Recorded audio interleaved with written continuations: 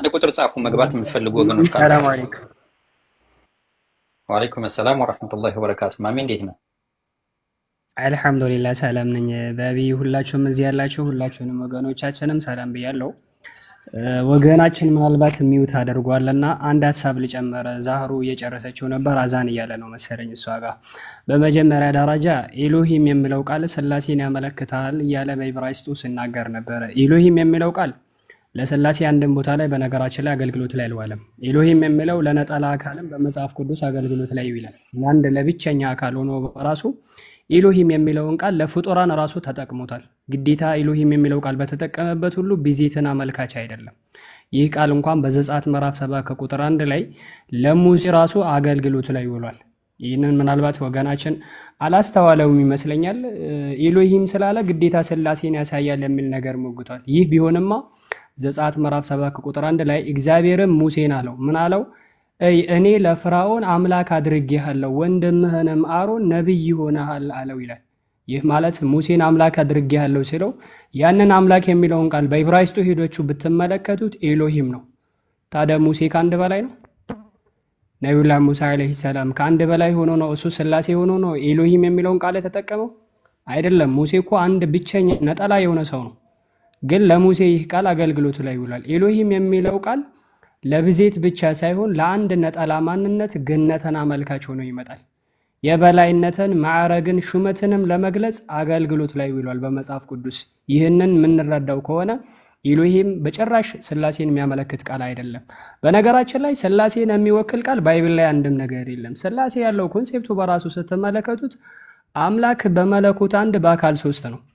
ይህን ደግሞ በአካል ሶስት የሚለውን ነገር በራሱ መጽሐፍ ቅዱስ ይቃወመዋል። አምላክ አንድ አምላክ እንደሆነ በነገራችን ላይ ስላሴ የሚሉት ክርስቶስ በራሱ ስላሴን ይቃወመዋል። ከስላሴ ውስጥ አንዱ ነው ተብሎ የሚመለከው ክርስቶስ ስላሴን ድብን አድርጎ ይቃወመዋል። እንዴት ካላችሁኝ ለምሳሌ በማቴዎስ ወንጌል ምዕራፍ 4 ከቁጥር 10 ላይ ለሰይጣን አንድ የተናገረው ንግግር ነበረ። ሰይጣን በሚፈታተንበት ሰዓት ክርስቶስ ምንድን ነው ያለው? ያን ጊዜም ኢየሱስ ሂድ አንተ ሰይጣን ለጌታ ለአምላክ ስገድ እርሱን ብቻ አምልክ። ልብ በሉት የክርስቶስን ንግግር ምንድን ያለው? እርሱን ብቻ አምልክ ተብሎ ተጽፏል ያለው። እርሱ ተብሎ የሚጠራ አንድ ነጠላ ማንነት እንጂ አንድም ሶስትም ነው ተብሎ የሚመለክ ስላሴ የሆነ አምላክ የለም። ይህን መጽሐፍ ቅዱስ በጭራሽ አይቀበልም። ይህ አንዱ አምላክ ደግሞ ነቢያቶችን ሲልክ የነበረ ክርስቶስን እብን ራሱ መልእክተኛ ሆኖ ወደ አንዱ አምላክ ጥሪ እንዲያደርግ ወደ ምድር የላከው አምላክ እውነተኛ አንድ ብቸኛ አምላክ አለ።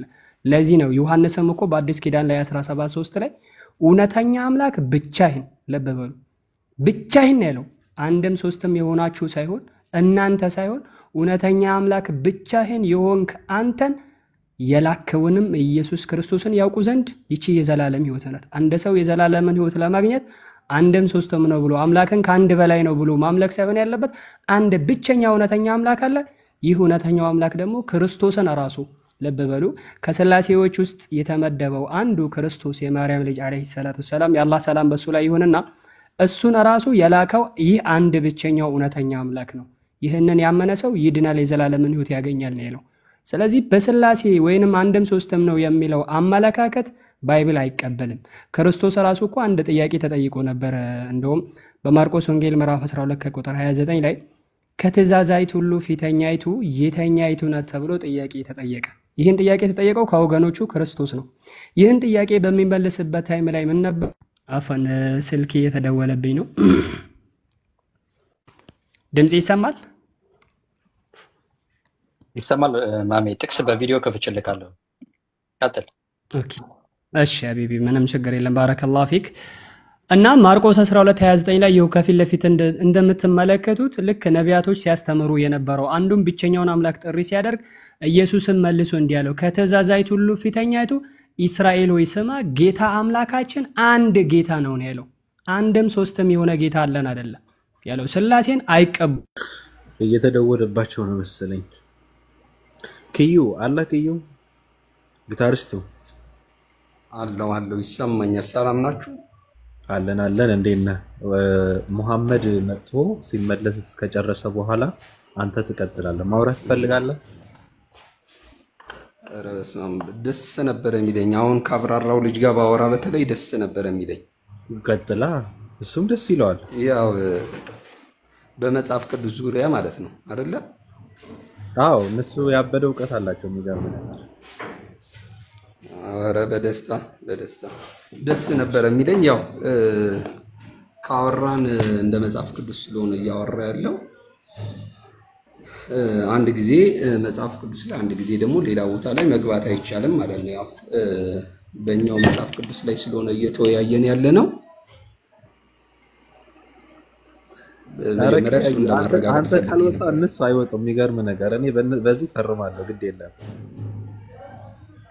አዎ አይ ሀሳቤን አግኝተዋል ወንድሜ።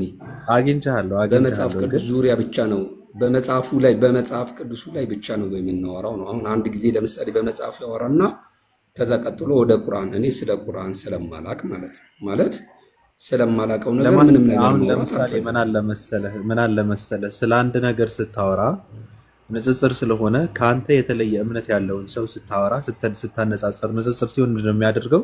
ስለ አንተ ይነግርህና እሱ ጋር ያለውን ደግሞ ይነግርሃል። ስለዚህ የሚሰማው ከታች ያለውን ሰው እውነቱ ምን እንደሆነ የተሻለውን የትኛው እንደሆነ እየተረዳ ይሄዳል። ችግር የለውም። ከፈለክ እነሱ እንደዛ ያደርጋሉ። አዎ አይ አልገባህም ማለት ነው ሐሳቤ።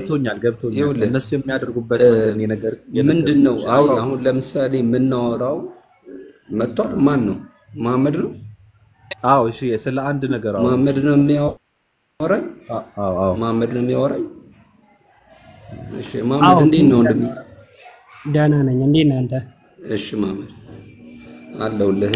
ያው በመጀመሪያ የሀሳብ ልዕልና እንዲቀድም እፈልጋለሁ። ማለት ያው አድማጭ ነኝ፣ እኔም አዳምጣለሁ፣ ጥያቄዎችን ጠይቃለሁ። አንተም ያው ጥያቄዎችን ትጠይቀኛል በጨዋ መልኩ። ያው እንደምንሰማው እንደዚህ መሰዳደም ማፌዝ ምናምን ሳይሆን በቃ እንደ ቃሉ እንድናወራ ፈልጋለሁ። አንደኛው አንተ አሁን እየጠየቅ ያለው በመጽሐፍ ቅዱስ ነው የሞገትክ ያለ ይመስለኛል አይደለ? ስለዚህ በመጽሐፍ ቅዱስ ከሞገትክ ወደ ቁርአን አትሄድም። የምታወራኝ በዛው በተጻፈው በመጽሐፍ ቅዱስ ነው። አሁን እያነሳቸው የነበሩ ሐሳቦች ስላሉ በሱ ዙሪያ እናወራለን ማለት ነው። ጥያቄ የምትጠይቀኝ ካለ በደስታ የምችለውን ለመመለስ ሞክራለሁ። መሐመድ ሐሳብ ካለ ንገረኝ። እንዳልኩ በጨዋነት ሙድ በተከባበረ አይነት ሙድ ይመስለኛል። ትልልቅ ሰዎች ነን እና በእንደዛ አይነት ስታፍ ብናወራ ደስ ይለኛል። እሺ አንተ የምትለኝ ነገር ካለ እንደ መግቢያ ልስማ። ኦኬ ኪያ፣ በመጀመሪያ እንኳን ደህና መጣ። እኔም በጣም ደስ ይለኛል። በነገራችን ላይ እኔም እንደዚህ ከትልቅ ሰው ሳወራ በጣም ደስ ይለኛል። ለምን? በመከባበር ስለሆነ ዓላማችንና ግባችን እውነትን ለመረዳዳት እስከሆነ ድረስ ስድብ ምንም አያስፈልግም። ልክ ክርስቶስም እኮ ወንድሙን ጨርቃም ብሎ የሚሳደብ የገሃነም ፍርድ ይገባዋል ብሎ እንደተናገረው በአዲስ ኪዳን ላይ እኛም እስልምና ላይ ስትመጣ አንድ ሰው ጣዖት አምላኪ እንኳ ቢሆን መሳደብ እንደማይገባ እንዳስተማረን ማለት ነው። ወላ ተሱቡ الذين يدعون من دون الله እንዳለው ከአላህ ውጪ እንኳን አማልክትን ቢያመልክ አትሳደብበት እንዳለን ስድብን ያልሳደብም እንዲሳደቡም አልፈልግም። በነገራችን ላይ ስድቡን እምነቴም ስለሚከለክል እኔም በጨዋ ደንብ ነው ማውራት የምፈልገውና እኔ በጣም ደስ ይለኛል። ለመጠየቅም ዝግጁ ነኝ፣ ለመጠየቅም ዝግጁ ነኝ። ምናልባት ጠይቀኝ ከመጽሐፍ ቅዱስ ብቻ ወደ ቁርአን አንሄድም የሚል ሐሳብ አስቀምጣል። ምንም ችግር የለም። እኔ ቁርአን ውስጥ ላይ መግባትም አልፈልግም። ያው ሲያወራው የነበረው ምናልባት አድመጣኝ ከሆነ በስላሴ ዙሪያ ነበረ። ያንተ እምነት ምን እንደሆነ ባላውቅም ፕሮቴስታንት ይሁን ኦርቶዶክስ አይዶን ነው፣ ብቻ በሱ ጉዳይ ላይ ዕውቀቱ የለኝም። ብትገልጽልኝ ደስ ይለኛል። ግን ስላሴን አብሮ አንድ ላይ ስለምትቀበሉ የተለየ ሐሳብ አለክ? ክያ ስላሴን ትቀበላለህ አይደል? እሺ ቴንኪው ማሜ። ያው ስላሴን እቀበላለሁ። አንደኛው የሚቀበልበትንም ምክንያት በኋላ ላይ አብራራለሁ። ያው ዲቴል ስንገባ እኔ ፕሮቴስታንት አማኝ ነኝ ወይ ደግሞ የወንጌላውያን አማኝ ነኝ። በመጽሐፍ ቅዱስ ላይ በአጭሩ ሐሳቤን ስገልጽልህ ምንድነው አብ ወልድ መንፈስ ቅዱስ የሚል ሐሳብ አለ። ስላሴ የሚለው ቃሉ ወይ ደግሞ ይሄ ትሪኒቲ የሚለው ቃል በቃል ባይኖርም ጽንሰ ሐሳብ ወይ ደግሞ በዋነኝነት ሐሳቡ ሰፍሮ እናየዋለን። ለምሳሌ አብ ወልድ መንፈስ ቅዱስ የሚል ስያሜ አለ። አብ አለ፣ ወልድ አለ፣ መንፈስ ቅዱስ የሚል ሐሳብ አለና እኛ ሁል ጊዜ ሐሳቤን ለማሳጠር ያክል ለመግቢያ በትሪኒቲ ወይ ደግሞ ይሄ ትሪኒቲ የሚለው ቃሉን ባልጠቀመውም አምላክነት አንድ እንደሆነ አምናለሁ። እንደ መጽሐፍ ቅዱስም አምላክ ሲባል አንድ እንደሆነ አምናለሁ። ግን ይሄ አምላክ ራሱን በሶስት አካል እንደገለጠ ነው። አብ፣ ወልድ፣ መንፈስ ቅዱስ የሚለውን ብቻ በአጭሩ ስጠቀልልልህ በስላሴ አማኝ ነኝ ልልህ ነው። ማለት የምን ቤተ እምነት ነህ ስላልከኝ እሱን ልግለጽልህ ብዬ ነው። ምንም ችግር የለም። አዎ ግልጽ ማድረግ በኋላ ላይ እንዳያጨቃጭቀን አንተን አመለካከት ማወቅ ስለፈለኩ ነውና ድምጽ ግን አለ የሚረብሽ ድምጽ። ኧረ እኔ ጋር በስመ አብ ጸጥ ያለ ክፍል ውስጥ ነኝ ያለሁት። የት እንደሆነ የልጆችን ድምጽ እየሰማው ነው እኔ ጋር። ኦኬ አዎ ቆይ እስኪ አንዴ በር ልዝጋ። ግን በጣም ሩቅ ነው ከኔ ያሉት ይሰማል። የልጆች ድምጽ አለ ጫጫታ። ቆይ አንድ ጊዜ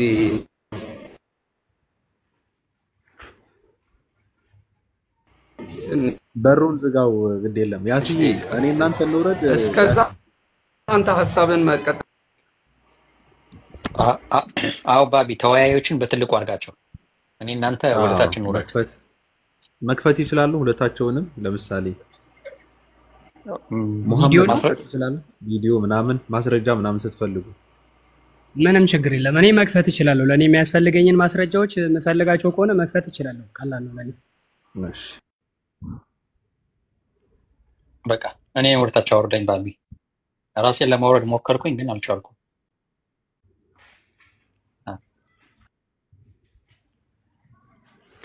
ኦኬ ክያ ሐሳብህን ቀጥል የሚል ነገር ነግሮኝ ነበረ። ድምጽ ምናልባት አጠገቡ ላይ የሚረብሽ ነገር ስላለ ያ ነገር እስኪቆም አንተ ሐሳብህን አቀርብ ብሎኛል። መጀመሪያ ለመናገር የምፈልገው ነገር ቅድም አሁን ክያ በተናገረው ንግግር መሰረት አድርጌ ልነሳ። በክርስትና ላይ የሚመለኩ ሶስት አካላት አሉ።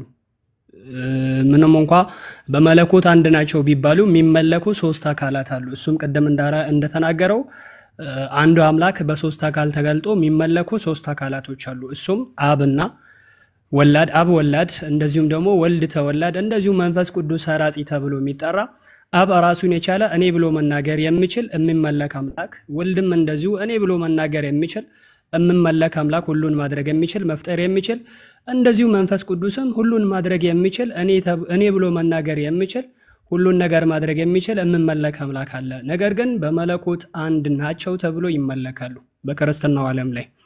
ይህ ሐሳብ እንደ ባይብል ሳይሆን እንደ ክርስትና ነው ያልኩት። በመሰረቱ በደንብ አድምጡኝና በክርስትናው እንዲህ ተብሎ ይታመናል። ግን ይሄኛው ሐሳብ የዚህ ነገር ማነሻው መጽሐፍ ቅዱስ ነው ወይ ብለን ብንፈትሽ መጽሐፍ ቅዱስ እነዚህን ሐሳቦች በጭራሽ አይቀበላቸውም። በጭራሽ የሚቀበላቸው ነገር አይደለም። እንደውም ውድቅ ያደርጋቸውና አንዱ ከአንዱ የበላይ ሆኖ አንዱ ገዢ ሌላው ተገዢ፣ አንዱ አዛዥ ሌላው ታዛዥ ሆኖ ነው የምናገኘው። ለምሳሌ አንድ አምላክ ብሎ በሚገልጽበት ቦታ ላይ በአንደኛ ቆሮንቶስ ላይ ምዕራፍ 8 ከቁጥር 6 ላይ ጳውሎስ አንድ ነገር ተናግሯል። ይህን የተናገረው ጳውሎስ ነው። በነገራችን ላይ በደንብ አድርጋችሁ ልብ በሉ። አሁን ቅድም እንደሰማነው ሶስት የሚመለኩ አካላቶች አሉ። ከነዚህ ከሶስት ከሚመለኩ አካላቶች ውስጥ የተኛው ነው አምላክ ስንላቸው ሶስቱም አምላክ ናቸው። በመለኮት ግን ሶስት አይደሉም አንድ ናቸው ተብሎ ይጠራሉ። በመሰረቱ ናቸው ተብሎ የሚጠራ አምላክ የለም፣ ግን እንደ ክርስትናው ሲገልጹልን እንደዛ ይሉናል። አንደኛ ቆሮንቶስ ምዕራፍ 8 ከቁጥር 6 ላይ ለእኛስ ነገሩ ሁሉ ከእርሱ የሆነ እኛም ለእርሱ የሆነን አንድ አምላክ አብ አለናል። ማን ያለው? ጳውሎስ ነው ያለው። አንድ አምላክ አብ አለን ካለ ከዚህ ከአንዱ አምላክ ውጪ ሌላ አምላክ አለ ወይ ብለን ብንጠይቅ የለም ከናካቴው። ለምን? አንደኛ ቆሮንቶስ ምዕራፍ 8 ከቁጥር 4 ላይ ከአንዱም በቀር ማንም አምላክ እንደሌለ እናውቃለን አለ። ስለዚህ የሚመለከው ስንት አምላክ ነው? አንድ አምላክ ነው። ከዚህ ከአንዱ አምላክ ሌላ ውጪ አለ ወይ ስንል ደግሞ ከአንዱም በቀር ሌላ አምላክ የለም አለ ጳውሎስ። ምን አረጋው? 4 ነጥብ አረጋው። ታዲያ ከአንዱ ውጪ የሚመለክ ከሌለ ይህ አንዱ አምላክ ደግሞ አብ ከሆነ ወልድና መንፈስ ቅዱስ ከየት መጡ ነው ጥያቄያችን። ስላሴ የሚባሉት ሁለቱ አካላቶች የት ተገኙ? ጳውሎስ ራሱ ከአንዱ ውጪ ሌላ የሚመለክ አምላክ የለም፣ ሌላ አምላክ እንደሌለ እናውቃለን። ያ አንዱ አምላክ ደግሞ ቁጥር 6 ላይ ወረደና ለእኛስ ነገር ሁሉ የሆነ ከእርሱ የሆነ እኛም ለእርሱ የሆነን አንድ አምላክ አብ አለናል። ይህ አንድ አምላክ አብ ብቻውን ከሆነ ሁለቱ ከየት መጡ ነው ጥያቄያችን። ስላሴ የሚሉት ይሄንን በነገራችን ላይ ክርስቶስ ራሱ አክሴፕት ያደርገዋል። ቅድም የጠቀስኩት ማርቆስ 12:29 ላይ ጥያቄ ሲጠየቅ በነበረበት ሰዓት ላይ በአካል ሶስት የሆኑን እኛን አምልኩን ሳይሆን ወይንም ደግሞ እኛ አምላክ ነን አንድ ነን ሳይሆን ያለው ቀጥታ ምንድን ነበር ያለው? ጌታ አምላካችን እግዚአብሔር አንድ ጌታ ነው አለ። ምናችን ያለው? ልብ በሉ፣ ክርስቶስ ለራሱ አምላክ ነው። ይህ አንዱ አምላክ ለክርስቶስም ጭምር አምላክ እንደሆነ ሲያስረዳን ምንድን ያለው? ጌታ አምላካችን አንድ ጌታ ነው። በአማርኛ ቋንቋ በነገራችን ላይ ሁላችንም እንደምንግባባው አምላካችሁ፣ አምላካችን፣ አምላኬ የሚሉ ቃላቶች ልዩነት አላቸው። በአማርኛ ቋንቋ ነው የምላችሁ። ሌላ ውስጥ ሳንገባ ርቀትም ሳንሄድ አንድ አካል አምላካችን ካለ ለራሱም ጭምር ምን አለው ማለት ነው? አምላክ አለው። ይህ አንዱ አምላክ ለክርስቶስም ለኛም አንድ ብቸኛ ጌታ የሆነ ለሁላችንም አንድ ሊመለክ የሚገባ አምላክ እንዳለን ክርስቶስ በአንደበቱ መስክሯል። ይህ ግልጽ ያለ እውነታ ነው። ክርስቶስ አይክደውም። ሶስት አካልን አይቀበልም። ክርስቶስ ራሱ አንድ የሚመለክ አካል እንዳለ በአንደበቱ ያስረዳል። ልክ ቅድም እንደነገርኳችሁ ይህ እውነተኛው አንዱ ብቸኛው አምላክ ደግሞ ክርስቶስን የላከው ነው እንጂ ከሱ ጋራ አምላክ ሆኖ የሚመለክ ጌታ አይደለም ክርስቶስ። ለምን? ዮሐንስ 17:3 ላይ ምንድን ነበር ያለው? እውነተኛ አምላክ ብቻ የሆንክ አንተን። በነገራችን ላይ ኦንሊ ወይንም ብቻ የምትለውን ቃል በደንብ ያዟት። ለነጠላ ነው የምንጠቀማት። ለሶስት አካል ብቻ ተብሎ አይገለጽም። በየትኛውም ቋንቋ ላይ ብትመጡ አማርኛችን ኤከሌ ብቻ ካልክ ነጠላ አካልን ነው እንጂ ሶስትነትን አይገልጽም። እውነተኛ አምላክ ብቻ የሆንክ አንተንና የላከውንም ኢየሱስ ክርስቶስን ያውቁት ዘንድ ይቺ የዘላለም ሕይወት ናት አለ። ስለዚህ አንድ ብቸኛ የሚመለክ ምን አለ? እውነተኛ አምላክ አለ። ይህ እውነተኛ አምላክ ደግሞ የላካቸው መልእክተኞች አሉ። ከነዚህ ውስጥ አንዱ ማን ነው? ክርስቶስ ነው ማለት ነው። ለዚህ ነው በብሉይ ኪዳንም ላይ የነበሩ ነቢያቶች፣ በብሉይ ኪዳን የነበሩ ሰዎች በአጠቃላቸው አምላክን ብቻውን እንደሆነ ሲገልጹ ነበረ እንጂ በአካል ሶስት እንደሆነ ወይንም በሶስትነት ተገለጠ ሶስት የሚመለኩ አካላቶች አሉ የሚል ነገር ጭራሽ አይጠቀሙም። ዘዳግም ምዕራፍ 32 ከቁጥር 12 ላይ እግዚአብሔር ብቻውን መራው ከእርሱም ጋራ ሌላ አምላክ አልነበረም ማለት ማን? እግዚአብሔር ብቻውን መራው ከእርሱ ጋራ ሌላ አምላክ አልነበረም። እንደሚታወቀው ወልድና መንፈስ ቅዱስ በዛ ሰዓት የት ሄዱ የሚለው የኛ ጥያቄ ይሆናል ማለት ነው። ስለዚህ በመጽሐፍ ቅዱስ አንድ ብቸኛ የሚመለክ ነጠላ የሆነ አካል አለ። እርሱ ወይንም አንተ ተብሎ የሚጠራ እርሱ ተብሎ የሚጠራ እነሱ ተብሎ ናቸው ተብሎ የሚመለክ አምላክ የለም። በእርግጥስ ነው ተብሎ የሚመለክ ነቢያቶች የሚያመልኩት አምላክ አለ እንጂ ሥላሴ የሚለው አስተምሮ አንድም ሶስትም ነው የሚለው አመለካከት ከመጽሐፍ ቅዱስ ጋር ፍጹም የራቀ ነው። ወገናችን ክያ ምናልባት ታይም አብዝቼ ተጠቀምኩኝ ካለህ መቀጠል ትችላለህ።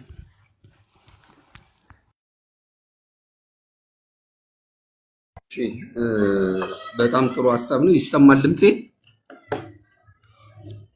ይሰማል? ይሰማል። አዎ ይሰማል። እሺ ይሰማል። ማሜ በጣም ቴንኪው። ያው ያስረዳበት መንገድ ምናምን በጣም ጥሩ ነው፣ ግን አንዳንድ ሀሳቦችን ልንገረህ። እኛ መጽሐፍ ቅዱስ ላይ ሁል ጊዜ ኢየሱስ ክርስቶስን አንተ እውነተኛ አምላክ ነህ፣ አብ እውነተኛ አምላክ ተብሏል። ኢየሱስ ክርስቶስም አንተ እውነተኛ አምላክ ነህ ተብሏል። አምላክነት እሺ፣ ሐሳቤን እንደ መግቢያ መጀመሪያ ኮንክሉዥንም ከመስጠት በፊት ማሜ እንዳስረዳው ትንሽ ላብራራ። በእኛ ሁል ጊዜ ኢሳይያስ 48 ከ16 ጀምሮ ማየት እንችላለን። እሱ ክፍል ላይ ምን ይላል? እግዚአብሔር እና መንፈሱ ልኮኛል ይላል። እግዚአብሔር እና መንፈሱ። ስለዚህ ወደ ምድር የተላከ ወልድ እንደሆነ መጽሐፍ ቅዱሳችን ይናገራል። ሥላሴ የሚለው ቃል በቃል ባይኖርም ግን በጣም ለምሳሌ ዘፍጥረትም ላይ ስናይ እግዚአብሔር ኑ ሰውን እንደ መልካችን እንደ አምሳላችን እንፍጠር አለ። ኑ የሚለው ቃል ሁለት ወይ ደግሞ ከዛ በላይ መሆናቸውን ያሳያል።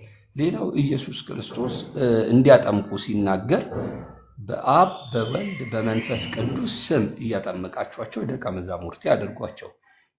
የተለያዩ ክፍሎችንም ማየት እንችላለን።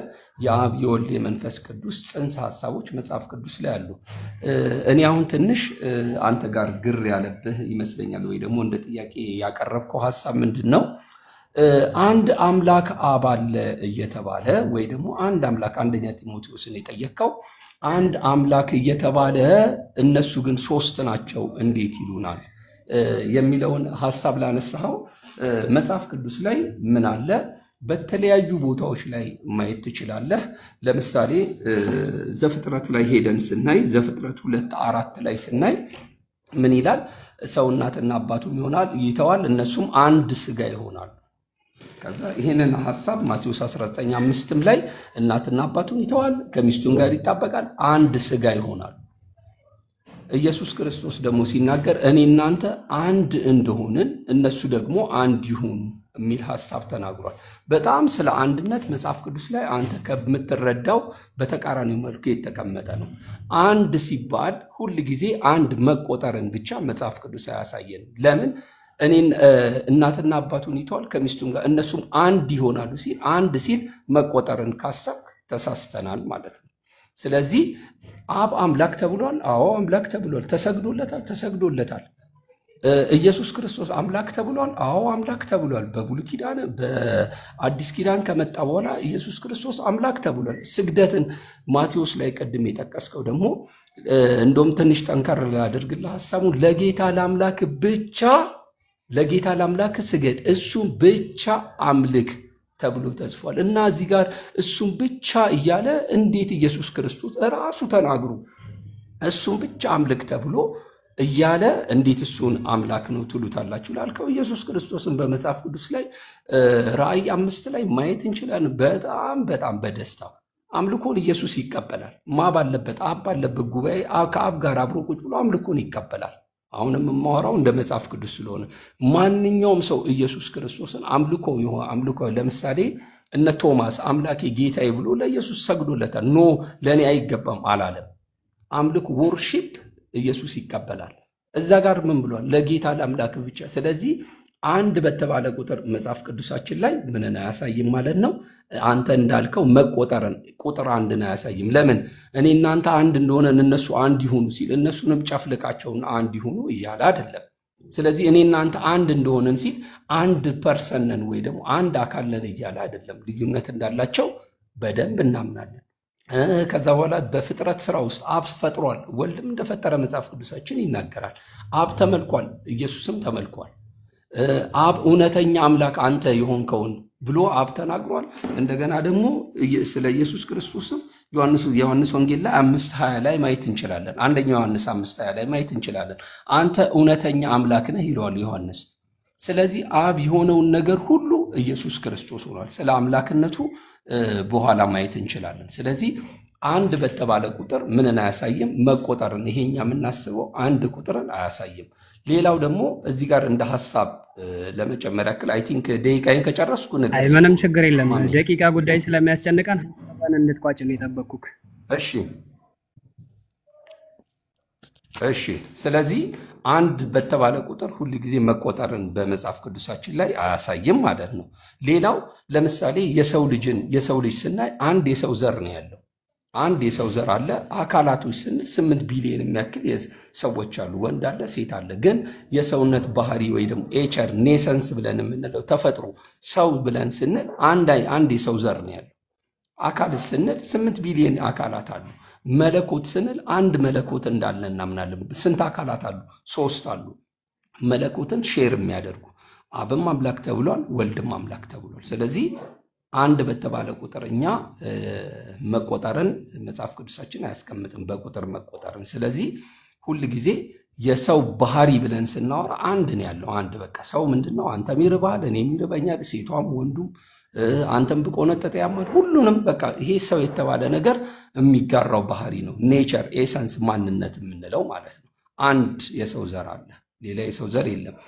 አካል ደግሞ ካልከኝ እንግዲህ ብዙ 8 ቢሊዮን በላይ የሰው ልጆች አሉና ለመጠቅለል ያክል ይሄን ይመስላል። ኦኬ፣ በጣም ጥሩ። ያገላለጻ አሪፍ ነው፣ ምንም ችግር የለውም። ግን ትንሽ እኔ የተናገርኳቸውን የዘለልካቸው ነገራቶች ስላሉ ልምጣባቸው። በነገራችን ላይ እኔ መሰረት ያደረኩት አንድ የምትለዋ ወይንም ቁጥርን ታመለክታለች የሚል ላይ ትኩረት አላረኩም። ስለ አንድነትና ከዛ የተለያዩ እኔና በአንድ ነን የሚለውንም ለማንሳት ሞከርክና አንድ ለመሆናቸውን እናውቃለን የሚል ነገር ሐሳብ አንስታል። እመጣበታለሁ። አንድ ብቻ ሲሆን ባይብል ያለው በነገራችን ላይ ምናልባት ቅድም ቃላቶችን ሲጠቀም በደንብ አስተውላኝ ከሆነ አንድ የሚለው ቁጥሩ ሳይኖር ራሱ ብቻ በሚል የተገለጹ ቃላቶች አሉ። ብቻ ካለ አንተም እኔ የምናውቀው ነጠላ ነው እንጂ ከአንድ በላይ አይደለም። አንድ የምትለዋ ተጻፈችም አልተጻፈችም ለምሳሌነት ልንገርህ። ዮሐንስ ወንጌል 17:3 ላይ እውነተኛ አምላክ ብቻ የሆንክ ነው የሚለው። ስለ አንድ አይደለም የሚያወራው፣ አንድ ሁለት ሳይሆን ብቻ የሚል ቃል ተጠቅሞ ብቻ የሚለው ኦንሊ ነው። በቃ አንድ የሆነ ነጠላ ብቸኛ አካል እንዳለ የምታውቀው ብቻ ከተባለ የትም ወደ ግራም ወደ ቀኝም ብንዞር እኔና አንተ አማርኛ እንደምንረዳው አንድ ነጠላ ነው እንጂ ከአንድ በላይ መሆኑን አይገልጽልንም። ሁለተኛው ነጥብ ልንገርህ። አንድ የሚለው እንኳን አንድ የሚለው ቁጥርን ላያመለክት ይችላል ብዬ ካንተ እንኳ እብን ልስማማ ብልህ እንኳን መጽሐፍ ቅዱስ አይሰጥም። ለምን ምን እንዴት መሰለህ? ልክ ቅድም ላይ አንደኛ ቆሮንቶስ ምዕራፍ 4 ከቁጥር 6 ላይ ምን የሚል ነገር አይተናል? ከአንዱም በቀር ሌላ አምላክ እንደሌለ እናውቃለን አለ ይላል። ከአንዱም በቀር ሌላ እንደሌለ ካለ ከላዩ ላይ ሁለተኛ ሶስተኛ እንዳንጨምርበት ከልክሏል። አንተ እንደምትለው አንድ ቁጥር እንኳን አንድ የሚለው ግዴታ አንድነትን አያሳይም አንድ መሆኑን አይገልጽም ብለን እንኳን ብንሞግተው ከአንዱም በቀር ሌላ እንደሌለ እናውቃለን። ይህ ማለት ያንተ ንግግር ሙሉ በሙሉ ጳውሎስ ያፈርሰዋል። ጳውሎስ አይቀበልህም ማለት ነው። 100% ነው ማለት ብቻ የሚለውን ቃልም ከአንዱ በቀር የለም ካለህም ከአንድ ምንም እንደማይጨምርና እንደማይቀንስ መጽሐፍ ቅዱስ ራሱ ይቃወማል። ስለዚህ ከአንዱም በቀር ሌላ የለም ከተባለ ይህ አንዱ ማን ነው ነው ያንተና የኔ ጥያቄ። ምክንያቱም አንድን ብቻ አይገልጽም ሁለትን ወይንም ከዛ በላይም ሊሆን ይችላል ብለን እንኳን ሐሳብ እንዳንሰጥ ከሱ በቀር ሌላ የለም ብሏል ታዲያ። ሌላ የለም ካለን ይህ አንዱ ማን ነው ብለን ስንገልጽ ቁጥር 8 ላይ ወረድልና ለኛስ ነገር ሁሉ ከእርሱ የሆነ እኛም ለእርሱ የሆነን አንድ አምላክ አብ አለን አለ። ስለዚህ ከአብ ውጪ ምን የለም? አምላክ የለም፣ የሚመለክ አምላክ የለም። እኔ አይደለሁም ያልኩት ጳውሎስ ነው ያለው፣ መጽሐፍ ቅዱስ ነው ያለው። ታዲያ ይህ አንድ ብቸኛ አምላክ የሚመለክ ከሆነ ከሱ ውጪ ያሉት አምላክ ናቸው ተብሎ ሊመለኩ እንዴት ይገባቸዋል? ሌላ የጨመርኩትን ማቴዎስ ላይ ያነሳሁትን ጥቅስ አንስተዋል 4:10 ላይ ክርስቶስ ለሰይጣን የተናገረው ንግግር አለ። ሂድ አንተ ሰይጣን ለጌታ ለአምላከ ስገድ እርሱም ብቻ አምልክ ተብሎ ተጽፏል። በነገራችን ላይ እዚህ ላይ ስላሴን ይቃወማል እንጂ ምንም ያጠናከረው ነገር የለም። እርሱ የሚለው ቃል ከአንድ በላይ ልትጠቀመው በጭራሽ አትችልም። ከአንድ በላይ እንዴት አድርገህ ትጠቀመዋለህ? እርሱ ተብሎ የሚመለክ አምላክ እያለ እነሱ ተብሎ የሚመለክን አምላክ ገልብጠህ ማምለክ አትችልም። እንዴት ታደርገዋለህ? ለምሳሌ ከአንድ በላይ ከሆነ እርሱ ተብሎ አይጠራማ፣ በቋንቋ ደረጃ ራሱ አይቀበልህም። አንተ አንድ ነጠላ አካል እያለ እሱን እነሱ ብለህ ማምለክ አትችልም። ወይንም ደግሞ እነሱ ተብሎ የሚመለኩ አምላኮችም እያሉ እርሱ ብለህ ማምለክ አትችልም። ምክንያቱም እርሱ ተብሎ አይጠራም ከአንድ በላይ የሆነ አካል። በአማርኛ ቋንቋ ራሱ እንቀበለው በግድ እንኳን ብንል አያስኬድህም። ሌላው ያነሳው ነጥብ አንድ ነገር አለ፣ እሷን በተቃራኒ ማስረጃ ላፍረሰ። በዘፍጥረት ላይ በብዜት የተገለጸበት አምላክ በብዜት የተገለጸበት ብዙ ቦታዎች አሉ። ቅድም ያልከው ኑ እንውረድ ወይም ደግሞ እንደዚህ ሰውን በመልካችን እንደ ምሳሌያችን እንፍጠር የሚለውን ሐሳቦችን አንስተሃል። በነገራችን ላይ ባይብል ላይ እንደዚህ አይነት አገላለጽ አለ። ገብቷል? እንደዚህ አይነት አገላለጾች አሉ። ግን እንደዚህ አይነት አገላለጾችን ሲገልጹ አምላክ ከአንድ በላይ ሆኖ ነው ወይ ስንል አይደለም። እንደተለያዩ ቋንቋ እንደተለያዩ ምሁራን ብንመለከተው አምላክ ብቻውን ሆኖ አንደኛ ከመላእክት ጋር ነው የሚነጋገረው የሚል አመለካከት አለ። ሁለተኛ እንደ አይሁዶች ከሄደን ራሱ ከራሱ ጋር ይነጋገራል የሚልም አመለካከት ያላቸው አሉ። ለዚህ ባይብልን አንድ ማስረጃ አድርጌ ልጥቀስልህ። ለምሳሌ መዝሙረ ዳዊት ምዕራፍ 103 ላይ ከቁጥር 1 ላይ አንድ የሚናገረው ንግግር አለ። ነፍሴ ሆይ የይሖዋን ባርኪ አጥንቶቼም ሁሉ የተቀደሱ ነው ስሙን እያለ የሚናገረው ንግግር አለ። ነፍሴ ሆይ የይሖዋን ባርኪ ሲል ከማን ጋራ ነው እየተነጋገረ ያለው? ዳዊት ከማን ጋራ ነው የሚነጋገረው ብለን ስንናገር ከራሱ ጋራ ነው። ነፍሴ ሆይ የይሖዋን ባርኪ ሲል አጥንቶቼም ሁሉ የተቀደሱ ስሙን ይጠራሉ ሲል ዳዊት ከራሱ ጋራ ነው ከህሊናው ጋራ ነው እንጂ እየተነጋገረ ያለው ከሌላ አካል አይደለም። በደንብ ልብ አድርገህ ስማኝ። ተዛማጅ የሆነ ሙግት ነው እያቀረብኩልህ ያለሁት። ልክ አንድ አካል ወይንም የሆነ ነገርን ብናገር ልክ እንደ ኦርቶዶክስ ከሆነ ፕሮቴስታንት ነው ስላልከኝ ነው እንጂ አሁን እንደ ኦርቶዶክስ ምሁራኖች መጽሐፈ ኩፋሌን ካነበብክ ከመላእክት ጋራ ነው ለኛ ጌታችን እግዚአብሔር እንዲህ አለን ብሎ የሚናገሩት ሌላ አካላቶች እንዳሉ ይገልጻል። ከመላእክት ጋራ እንደሚወያዩ ግን እንደ መጽሐፍ ቅዱስ ተዛማጅ ሙግት ከተመለከት አንድ አካል ዳዊት ብቻውን ሆኖ ሳለ ከራሱ ጋራ ሲነጋገር ተመለከተዋለህ። ነፍሴ ሆይ የይሖዋን ባርኪ። ነፍሱ ማን ነው? የዳዊት ራሱ አይደል? ከራሱ ጋራ ነው እየተናገረ ያለው፣ ከህሊናው ጋራ ነው እየተዋቀሰ ያለው። ስለዚህ እንደዚህ አይነት አመለካከቶች አሉ እንጂ አምላክ ከአንድ በላይ ሆኖ አይደለም። ከአንድ በላይ ቢሆኑ ኖሮማ ልክ ኢሳይያስ ምዕራፍ 42 ቁጥር 24 ላይ ሁሉን የፈጠርኩ ሰማያትን ለብቻዬ የዘረጋው። አንተ እንደምትለው ሶስቱ የሰሩ ከሆነማ ለብቻዬ የዘረጋው ሳይሆን ማለት የነበረበት ሰማያትን በጋራ ለሶስታችን የዘረጋን ነው መሆን ያለበት እንጂ ለብቻው እንዴት ይዘረጋል? ብቻ የሚለው ቃል ከአንድ በላይ ልትጠቀመው አትችልም። አንድ የሚለውን እንኳን እንዳንተ እንቀበል ብንል ለምን ለብቻ የዘረጋው ምድርን ያጸናው የይሖዋ እኔ ነኝ። እኔ ብሎ የሚናገረው አንድ ነጠላ አካል ነው። በነገራችን ላይ ከአንድ በላይ ከሆነ እኔ ብሎ መናገር አይቻልም። አንተና እኔ በቋንቋ እንደምንረዳው ለምሳሌ ኪያና መሐመድ አሚን እኔ ብለን መናገር አንችልም። ሁለታችን ከሆነን እኛ ነው መሆን ያለበት። በቋንቋ ደረጃ ራሱ አማርኛ ራሱ የምንረዳው እኛ ካልሆነ እኔ ብለህ ከተናገርክ ስህተት እንጂ እውነት ሊሆን አይችልም። እዚህ ውስጥ ያለን ሰዎች እኔ ብዬ መናገር አልችልም። እዚህ ውስጥ ያሉ ሰዎች እኛ ብለን ግን ልንናገር እንችላለን። እኔ ብቻዬን ያልሰራሁትን ነገር አብረን የሰራነውን ነገር እኔ ብዬ ሁላችንን መግለጽ አልችልም በጭራሽ። ለምን ቋንቋው ራሱ አይፈቅድልህማ። ስለዚህ አምላክ ምንድነው ያለው? እኔ ነኝ ከእኔ ጋራ ማን ነበር አለ። መጨረሻ ላይ ደግሞ ከሱ ውጪ ሌላ አካል እንደሌለ ሲደመድም ከእኔ ጋራ ማን ነበረ? ስለዚህ ከሱ ጋራ ሌላ አካል የለም። የፈጠረ ሰማያትን የዘረጋ ምድርን ያስገኘ አንድ ብቸኛ እኔ ብሎ የሚናገር ነጠላ አካል ነው። ከሱ ጋራ ሌላ ከሌለ ወልድና መንፈስ ቅዱስ ከየት መጡ ነው? መቼ ነው መመለክ የጀመሩት? እነዚህንስ አካላቶች ነቢያቶች መቼ ነው ያመለኳቸው? አምላክስ ከኔ ጋር እኩል መመለክ አለባቸው የሚል ትእዛዝ አስቀምጧል ወይ? ስለዚህ ይሄን ይመስላል። ካልሆነ ደግሞ እስኪ ሐሳብን ግለጽልኝና ቃል በቃል ጥያቄ እንጀምራለን። አንዴ ቆይ ኪያ ቆይ አንዴ ቆይ እዚህ ጋር አላችሁ ኮመንት አትደጋግሙ ብዬ እኮ ተናገርኩኝ። ይሄ የኛ ቤት አይደለም፣ እንግዳዎች ነን። ኮመንቱን አቁምና ሼር ኮፒ ሊንክ አድርጉ። 300 ሺህ እናስገባው ታፕታፑን። ኮመንት አትደጋግሙ፣ ይበቃል። እባካችሁ ተለመኑ። ኪያ ቀጥል፣ ይቅርታ። እሺ ማሜ፣ ያው አሁንም ትንሽ ያልተረዳኸኝ አለ። መጽሐፍ ቅዱስ ላይ እኔ ብቻ ነኝ ብሏል። እንደውም ልጨምርልህ፣ ቀለል ላደርግልህ። አምላክ ከኔ በኋላ አልተሰራም ይላል፣ አልፈጠርኩም ይላል። ኢሳይያስ 43:10 ልጨምርልህ እሱን እንደ ሐሳብ።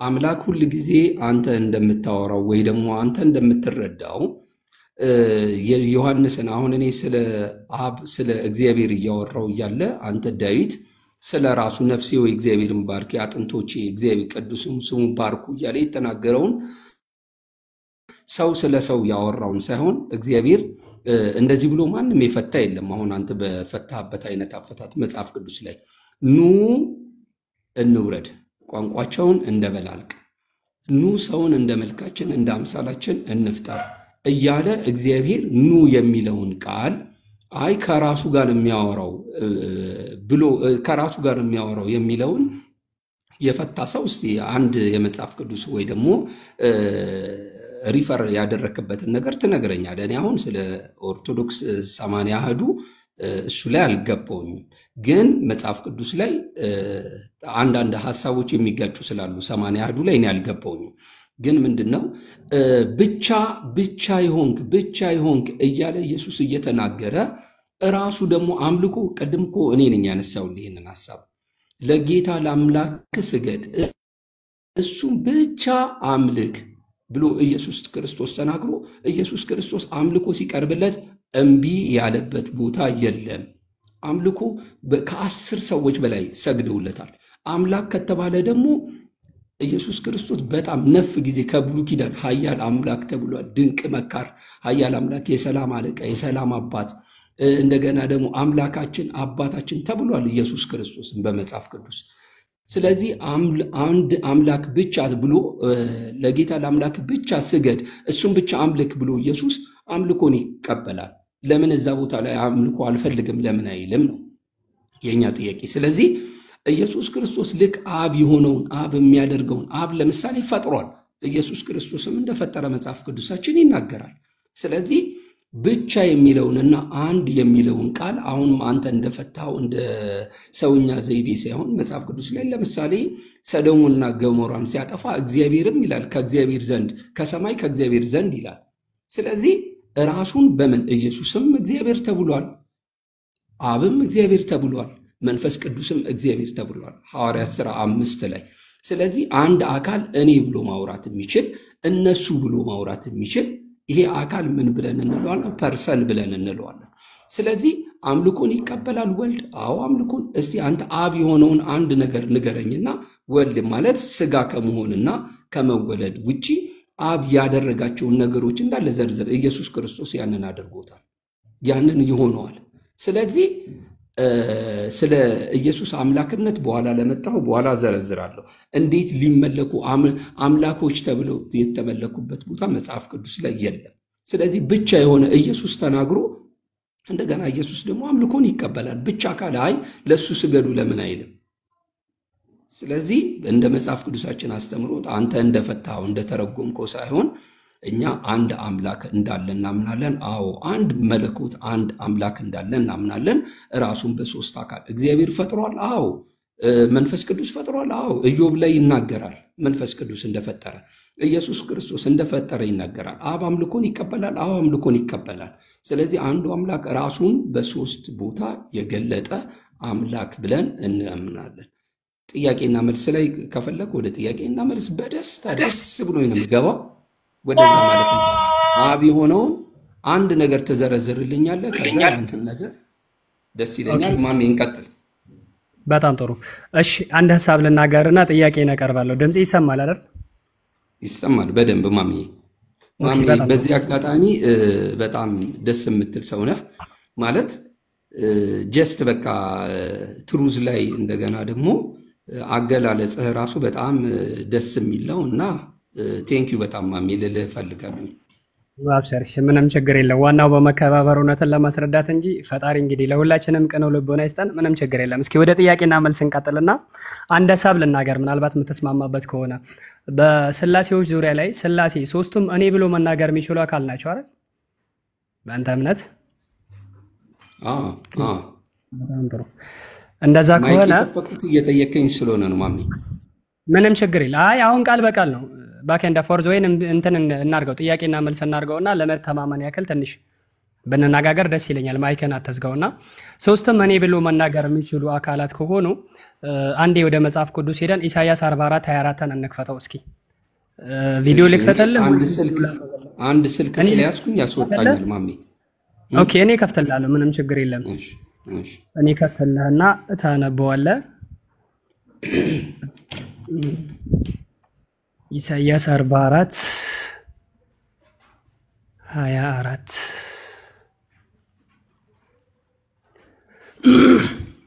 ቪዲዮ ልክፈት አንዴ።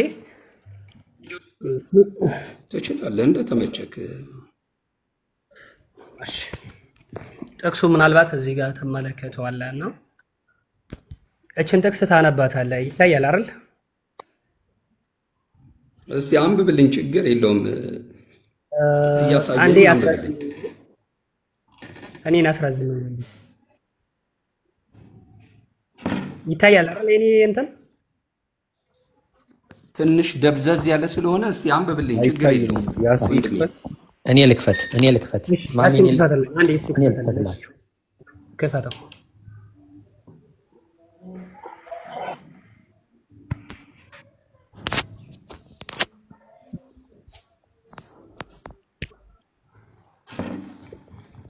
ማሚ ኦኬ አቤት ከፈቀድክልኝ እየሰማሁህ ነው። እቃ ልስጥና ተመልሼ ጸጥ ያለ ቦታ ላይ። እሺ ምንም ችግር የለም። አይ ጥያቄና መልስ ስለሆነ ደርሰህ ተመለስ። በቃ እንጠብቃለን። ምክንያቱም ለመናገር ጥያቄ ግን እሰማሃለሁ ማሚ፣ እሰማሃለሁ፣ ችግር የለውም። ቆይ ኤርፎን ላይ ላድርግና ይኸው እሰማሃለሁ። ቆይ አንዴ።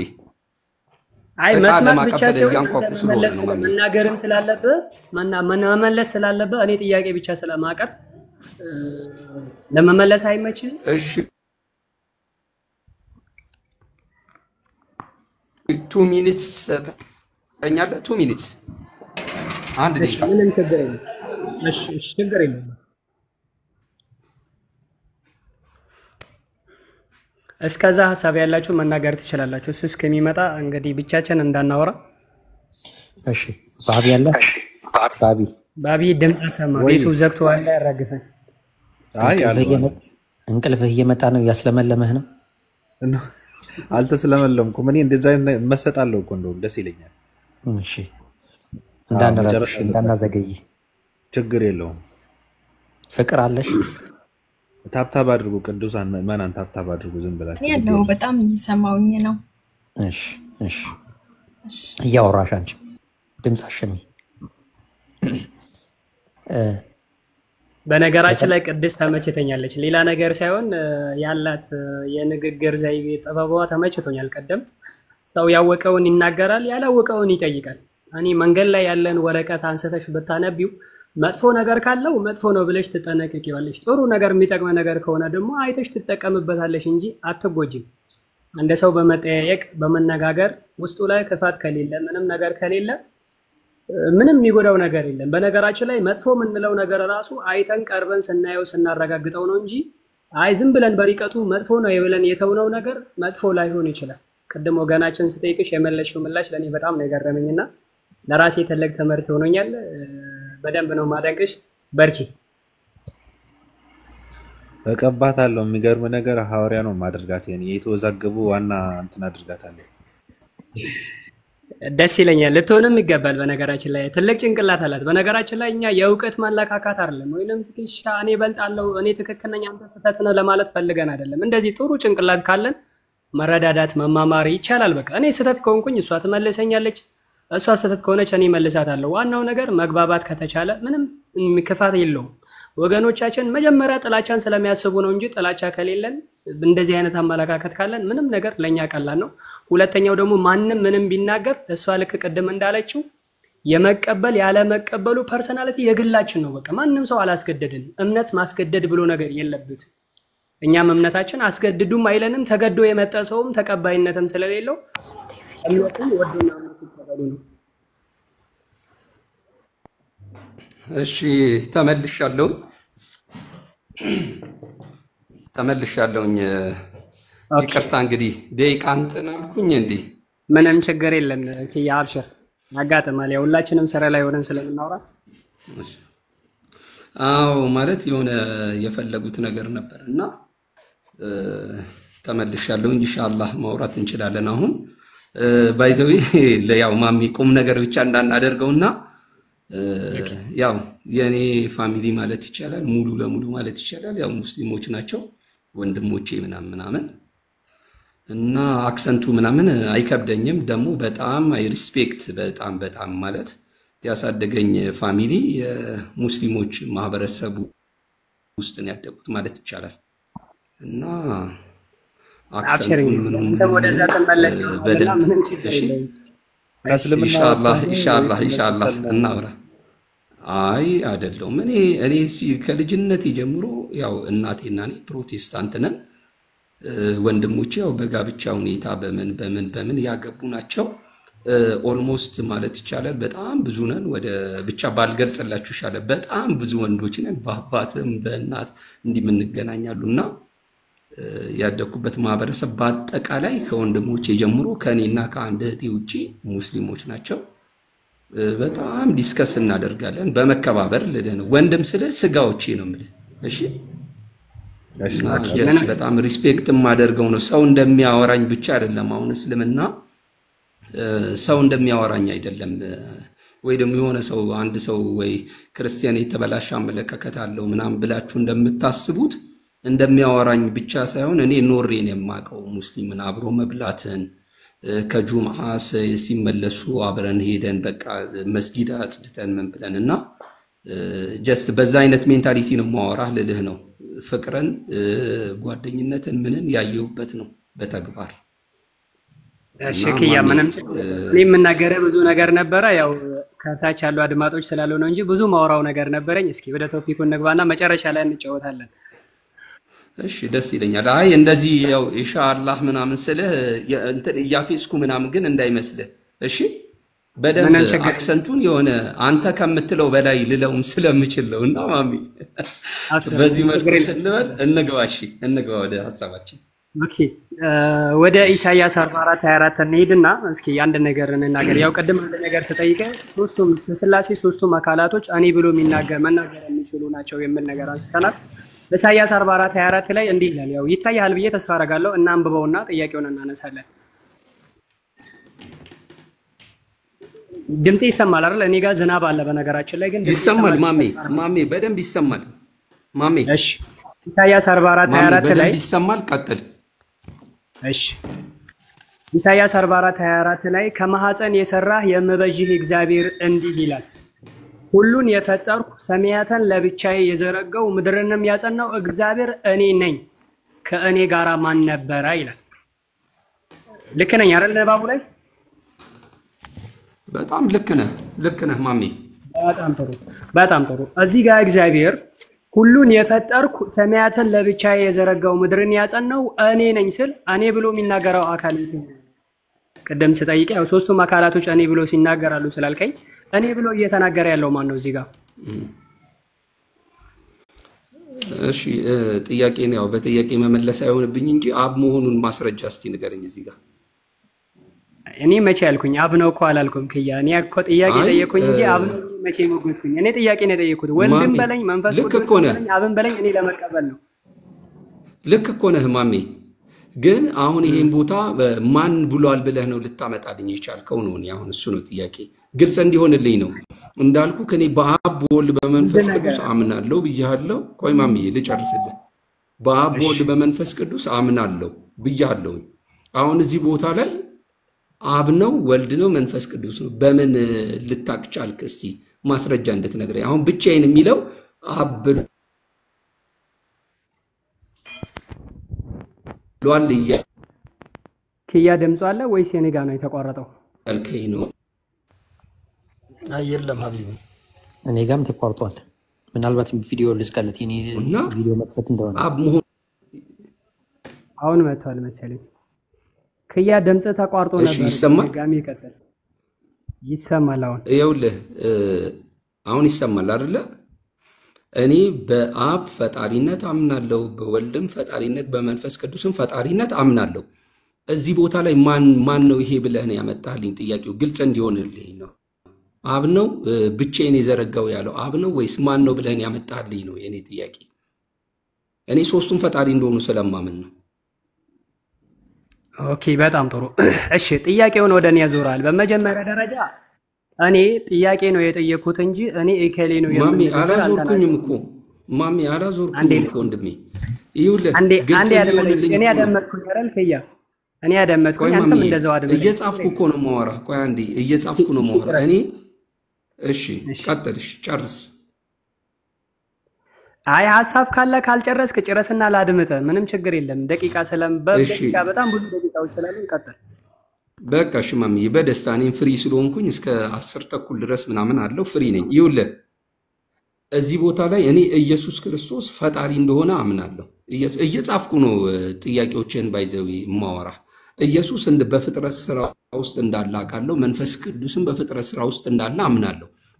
እዚህ ላይ ግልጽ እንዲሆንልኝ አብ ነው ወልድ ነው መንፈስ ማን ነው ብለህ ያመጣኸው እዚህ ጋር የሚል ጥያቄ ነው እኔ በደንብ እንድመልስልህ። ብቻዬን የዘረጋው አይደለምን እያለ ያለው ማን ነው የሚለውን እንድትመልስልኝ ነው።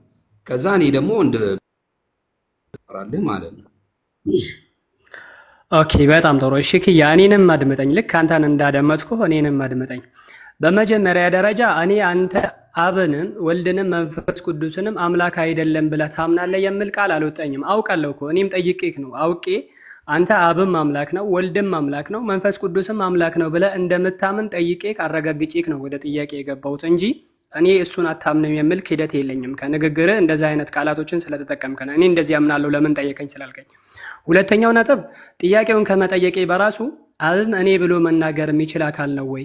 ወልድም እኔ ብሎ መናገር የሚችል አካል ነው ወይ? መንፈስ ቅዱስም እኔ ብሎ መናገር የሚችል አካል ነው ወይ ብዬ ጥያቄ መጀመሪያ በዚህ ታምናለህ ወይ ስልክ አዎ ብለኸኛል ክያ። ምናልባት ካልተሳሳትኩኝ እንደዛ ብለህ አረጋግጣለኝ። ከዛ በኋላ ነው ወደ ጥያቄ የገባሁት እንጂ እኔ እዚህ ጥቅስ ላይ እከሌ ነው የሚናገረው ሐሳብ መጀመሪያ ሰጥቼ አይደለም ወደ ጥያቄ የገባሁት።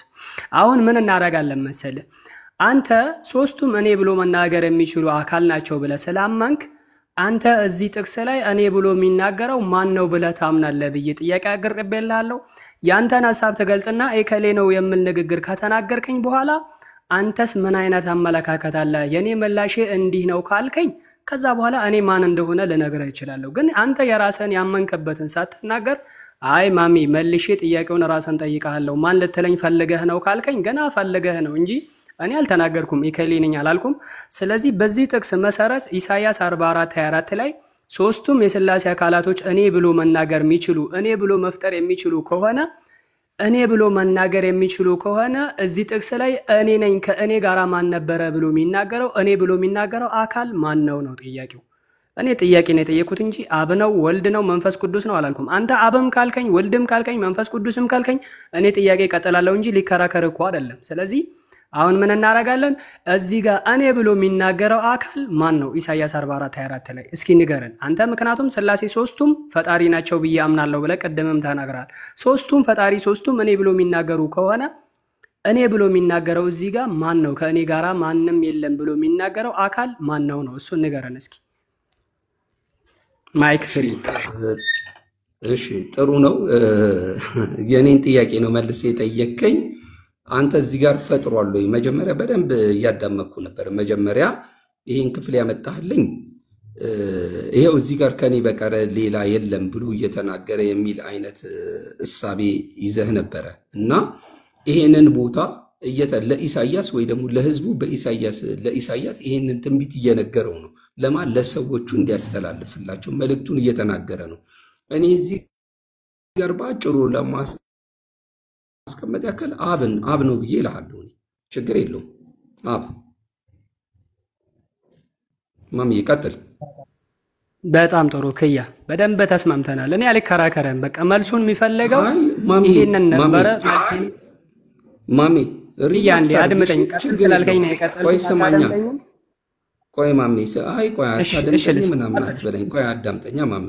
ይኸውልህ ክርክር ምናምን አትበል። በቃ ሪላክስ አድርግ አውራ። እኔም አሁን ማውራ እኮ በቃ ሪላክስ አድርጊ። አንተ ልክ ማውራት ስትፈልግ የኔ ተራ እንኳን ቢሆን አቋርጣለሁ። ሪላክስ አድርግ አውራ። በቃ ችግር የለውም። ቀጥል ማሚ። እሺ ክያ፣ አይ ለመደማመጥ ያክል ነው እንጂ ለሌላ ነገር አይደለም። እኔ ለመደማመጥ ነው። ምንም መጨናነቅ አያስፈልግም። ፈታ ብለህ አውራኝ፣ እኔም ደስ ይለኛልና አሁን ማን ያልከኝ እዚህ ጥቅስ ላይ እኔ ብሎ ማን የሚናገረው አብ ነው ብለኸኛል። ተስማማንሽ? ሁላችንም ሰምተናል። በደንብ አድርገህ የመለስከልኝ። እኔ የምፈልገው ይሄንን ነው። ስለዚህ እዚህ ጥቅስ ላይ አብ ነው ካልከኝ ቀጥሎ ጥቅሱ ምን የሚል ነገር አለው? ክያ አንብበኸዋል። መጨረሻ አካባቢ ላይ የምናገር ንግግር አለ። እናነበው። ቀጥሎ አዎ እናነበው። ለምን ዘጋችሁት? እናነበው። ምን የሚል ነገር አለ መሰለህ? ሁሉን የፈጠርኩ ሰማያትን ለብቻዬ የዘረጋው ምድርን ያጸናው እግዚአብሔር እኔ ነኝ፣ ከእኔ ጋር ማን ነበረ ካለ ሰማያትና ምድርን የፈጠረ ሁሉን ነገር ምድርን ለብቻው የዘረጋ አብ ብቻ ነው። ስለዚህ ወልድና መንፈስ ቅዱስ በዚህ ምንም አይነት አድቫንቴጅ የላቸውም። የፈጠረው አብ ነው አይደል?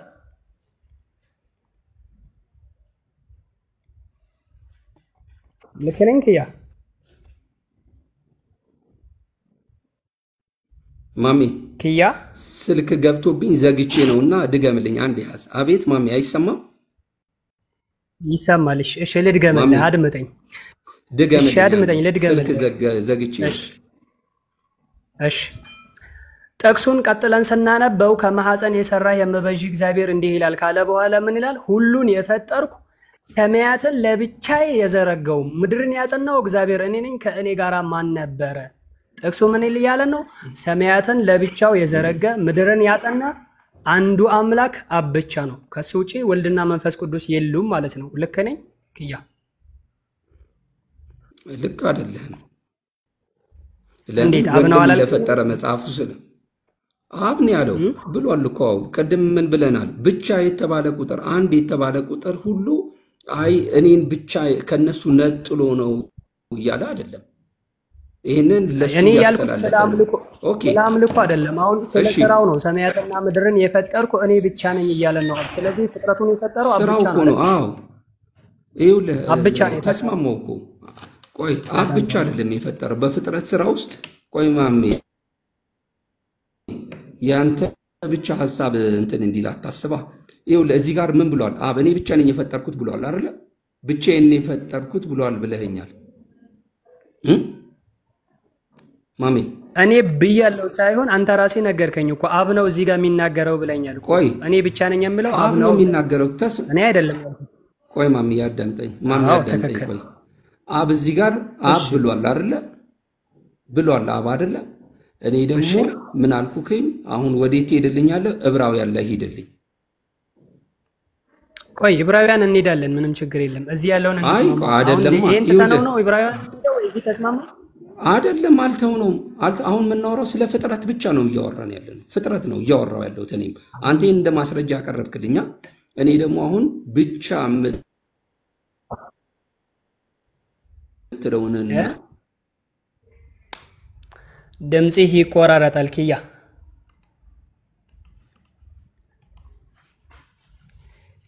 አንድ ዕብራውያን ይሰማል? አቤት አቤት ይሰማኛል። እኔ ድምጽህ ይቆራረጣል። ይሄን ተስማማን? ወደ ዕብራውያን እንሂድ። ቆይ አንዴ ቆይ፣ ይሰማል? እኔ ማሜ ይሰማል። ይቆራረጣል እንጂ ድምጽህ ይሰማል። ይኸውልህ አንድ ጊዜ ስማኝ። አሁን የምናወራው ስለ ፍጥረት ብቻ ነው። አምልኮ አልገባን፣ ስለ አምላክነት አላወራን። ስለ ፍጥረት ብቻ ነው እያወራን ያለ ነው። ተግባብተናል አይደለም? ስለ ፍጥረት ብቻ ነው እያወራን ያለ ነው። እዚህ ጋር ምን አልከኝ? እኔ ብቻ ነኝ የፈጠርኩት ብሎአል። እኔ ብቻ ብሎ ወልድም የለም መንፈስ ቅዱስም የለም የሚል ሐሳብ ነው ያቀረብከው አይደለም? ሐሳብ ሳይሆን እንጠቅሱ እንደዛ ነው የሚለው ነው። ሐሳብ ይላል እኮ መረጃውን ያቀር። አሁን ስለ ፍጥረት ብቻ ነው እያወራን ያለ ነው ነው የምልህ እኮ እኔ። ሰማይን የዘረጋው ምድርን የዘረጋው እኔ ነኝ ብሎአል። ማን? አብ አልኩክ አይደለም? ስለዚህ አብ ብቻውን የፈጠረው ነው። እንስማማና ወደዛ ወደ ዕብራውያን አይደለም እንስማማና ሳይሆን የኔን አርጊመንት መች ሰማ? የኔን ሰምታል? የኔን ሰምታል? ሰምቻለሁ፣ አዳመጥኩ እኮ። ይሄንን አብ ነው ብያለሁ ብለህ ካመንክ በኋላ ወደ ዕብራውያን እንሂድ ብለኛለሽ። ወደ ዕብራውያን እንሄዳለን። በዚህ ጥቅስ መሰረት በፍጥረት ስራ ውስጥ ይኸውልህ፣ በፍጥረት ስራ ውስጥ ተቀበልኩ እኮ። እሺ ጨርስ። አንድ ነገር እንስማማ። ምን መሰለኝ፣ ወደ ዕብራውያን እንሄዳለን እኮ። አንሄድም አይደለም፣ ዕብራውያን እዚሁ ከፍተን እንመለከተዋለን። አሁን ግን እዚህ ጋር ሳንተማመን ዘለነው ወደ ዕብራውያን ብንሄድ ዕብራውያን ላንም አንስማማም። ምክንያቱም እዚህ ጥቅስ ላይ እኔ ብቻዬን ነኝ የዘረጋሁት፣ እኔ ብቻዬን ነኝ የፈጠርኩት የሚለው ማን ነው ስልክ፣ አንተ ባንደበትህ እዚህ ሁላችንም እየሰማን 600 ምናምን ሰው አለ አብ ነው ብለኸኛል። አሁን ደግሞ መጨረሻ ላይ ማመን ያልፈለከው አንድ ነገር አለ። አብ ነው ካልከኝ ፍጥረታቱን በዚህ ጥቅስ መሰረት የፈጠረ አንድ ነጠላ አምላክ አብ ብቻውን ነው። ወልድና መንፈስ ቅዱስ በዚህ ጥቅስ መሰረት የሉም ብያለሁ። አሉ ወይስ የሉም? አሉ ካልከኝ የቱ ጋር ነው በዚህ ጥቅስ? እሺ ጨረስክ ማሚዬ? ጨረስክ? አዎ ጨረስኩ። ጥያቄውን መልሰውና ወደ ዕብራውያን እንሂድ።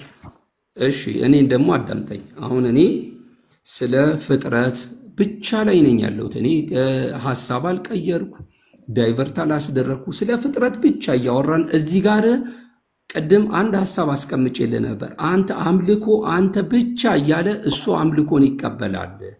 እዚህ ጋር ኢየሱስ ነው ያለው አንተ ብቻህን አምልኮ ይገባሃል ብሎት እሱ አምልኮን ይቀበላል። ይሄ ማለት ዲቫይንን ሼር ያደርጋሉ። እዚህ ጋር አብ እኔ ብቻ ፈጥሬያለሁ ብሎ የፍጥረት ስራውን ሌላ ቦታ ደግሞ ኢየሱስ ክርስቶስ እንደፈጠረ ይናገራል። ይሄን ላሳየ ነው እኔ አሁን እዚህ ጋር ብቻ ብሏል። አዎ ብቻ ብሏል። አይ በዚህ ጥቅስ መሰረት የለም ብትለኝ አምልኮ ብቻ ብሎ ለአብ እሱ አምልኮን የተቀበለበት ከአብ ጋር ቁጭ ብሎ አንድ ጉባኤ ላይ አምልኮ ኢየሱስ ተቀብሏል። ስለዚህ እዚህ ጋር ብቻ የምትለው ቃል ለአብ ብቻ ነው የሚል ሐሳብ አይደለም። ስለዚህ አሁን እኔ ከርዕሴ አልወጣውኝም። በዚህ ጥቅስ መሰረት አብ ብሏል። እኔ ነኝ ያልኩህ እኮ አብ ነው ያለው አልኩህ። ስለዚህ ይሄን ብቻ ብሎ የተናገረ አምላክ እዛ ዕብራውያን ላይ ደግሞ ሄዶ ስለ ፍጥረት ያወራል። የኔንም ሐሳብ ላስቀምጥልህ ነው ዕብራውያን ላይ እንሂድ ያልኩት። ከዛ እናስማማቸዋለን ሁለቱን ሐሳብ ደግሞ ዕብራውያን አንድ ላይ እንሂድ እስቲ እናስማማቸዋለን። መሸሻ አይደለም፣ በደስታ ነው። በቃ እዚህ ጋር ማመን ያልፈለከው አንድ ነገር አለ። እሱን ተናግረን ወደ ዕብራውያን በደስታ ነው። አንድ ነገር ቆይ ማሚ ለምን ወደ ዕብራውያን እንሂድ። የኔን ሐሳብ ለምን አታዳምጥም? ቆይ የኔንስ አሁን አንተ አንድ ጥቅስ ላይ እሺ እኔ ያልኩትን በአንድ ደቂቃ ንገረኝ። ምንድን ነው ያልኩትን? እሺ ከሰማኝ እዚህ ጋር አብ ብቻ ነው ያለው። ወደ ዕብራውያን እንሂድ ብለሃል አይደል? በቃ ሐሳቡ ጥሩ ያልኩ ከሱ በፊት ቆይ ከዚህ በፊት ያልኩክ ምንድን ነው ብቻ የሚለው ሐሳብ ላይ እሺ ብቻ የሚለውን ሐሳብ እየሰማኝ መሆኑን እንዳውቅ ተራሰጠኛ። እኔ እኮ አድምጬክ ማውራት ሲጀምር ተራሰጠኝ። ለምንድን ነው እንደዚህ አይደለም? ቆይ ማሚ ለማማረር አትሞክራ ማሚ። እስካሁን ጥሩ አይደለም። እሺ አንዴ ሐሳቡን ልጠቅልልና ወደ የኔ ያልኩን መረዳትን እንዳቅ ነው። መረዳትን እንዳቅ እስቲ ንገረኝ። እኔ ያልኩትን ንገረኝ። ኧረ በጌታ ይስም። እሺ አድምጠኝ። አንተ እኔ አንተ ያልከውንም የኔውንም ሐሳብ ልጠቅልል፣ አንተም አድምጠኝ። እሺ ተረጋጋና አድምጠኝ። ምንም ችግር የለም እኮ የሚያጨቃጭቀን ጉዳይ አይደለም። አንደኛው ነገር የኔን ጥያቄ መሰረት አድርጌ ልነሳ። እኔ እዚህ ጋር ኢሳይያስ 44:24 ላይ ሶስቱም እኔ ብሎ መናገር የሚችሉ ከሆነ እዚህ ጋር ሰማያትና ምድሮችን የፈጠረ ለብቻው የዘረጋ እኔ ብሎ የሚናገረው ማን ነው ብዬ ጥያቄ ሲጠይቅ ወገናችን ክያ ምን የሚል ምላሽ መለሰልኝ? አብ ነው አለኝ። ስለዚህ ተግባባን። 100% ምላሽ የተመለሰና ምናል ሰማያትና ምድርን የፈጠረው አብ ብቻ ነው። ከዛ ውጪ በዚህ ጥቅስ መሰረት ወልድና መንፈስ ቅዱስ የሚባሉ አካላቶች የሉም ስንል አይ አለ ክያ። እዚህ ጋር ማመን አልፈለገም። ልብ በሉ ክያ። አሁን እኔና ክያ ያልተስማማነበት ኢሳይያስ 44:24 ላይ እኔ ብሎ የሚናገረው ብቻውን እኔ ነኝ የፈጠርኩት ከእኔ ጋር ማንም የለም ብሎ የሚናገረው አንዱ አምላክ አብ ነው። ወልድና መንፈስ ቅዱስ የሉም ለማለት ከበደው። እቺን ነው ማመን ያልፈለገው ክያ። ከዛ አስቀጠለና ምን አለ? ብቻ የሚለው ቃል በሌላ ቦታ በሌላ መንገድ ተገልጿል ለማለት ሞክሯል። እሺ አሁን ይሄንን ካላመነ ምንም ችግር የለም፣ ወደ ዕብራውያን እንሂድ። ዕብራውያንን ክፈተው ክያ ያልከውን። እሺ ቆይ አንዴ አየክ፣ እኔ ያልኩትን ሰምተኛለሁ ያልኩት ለዚህ ነው ማምዬ። አንድ አሁንም ጥሩ እንደጀመር ነው እኔን አታዳምጠኝ ምን አትድ በማለት አንተን አንበል። በቃ መሀል ላይ የሆነ እንትን ሊፈጠር ይችላል። በቃ ሪላክስ አድርግና በጣም ባይዘው ኢንጆይ እያደረኩ ነው ማወራክ። በጣም ኢንጆይ እያደረኩ ነው ማወራክ።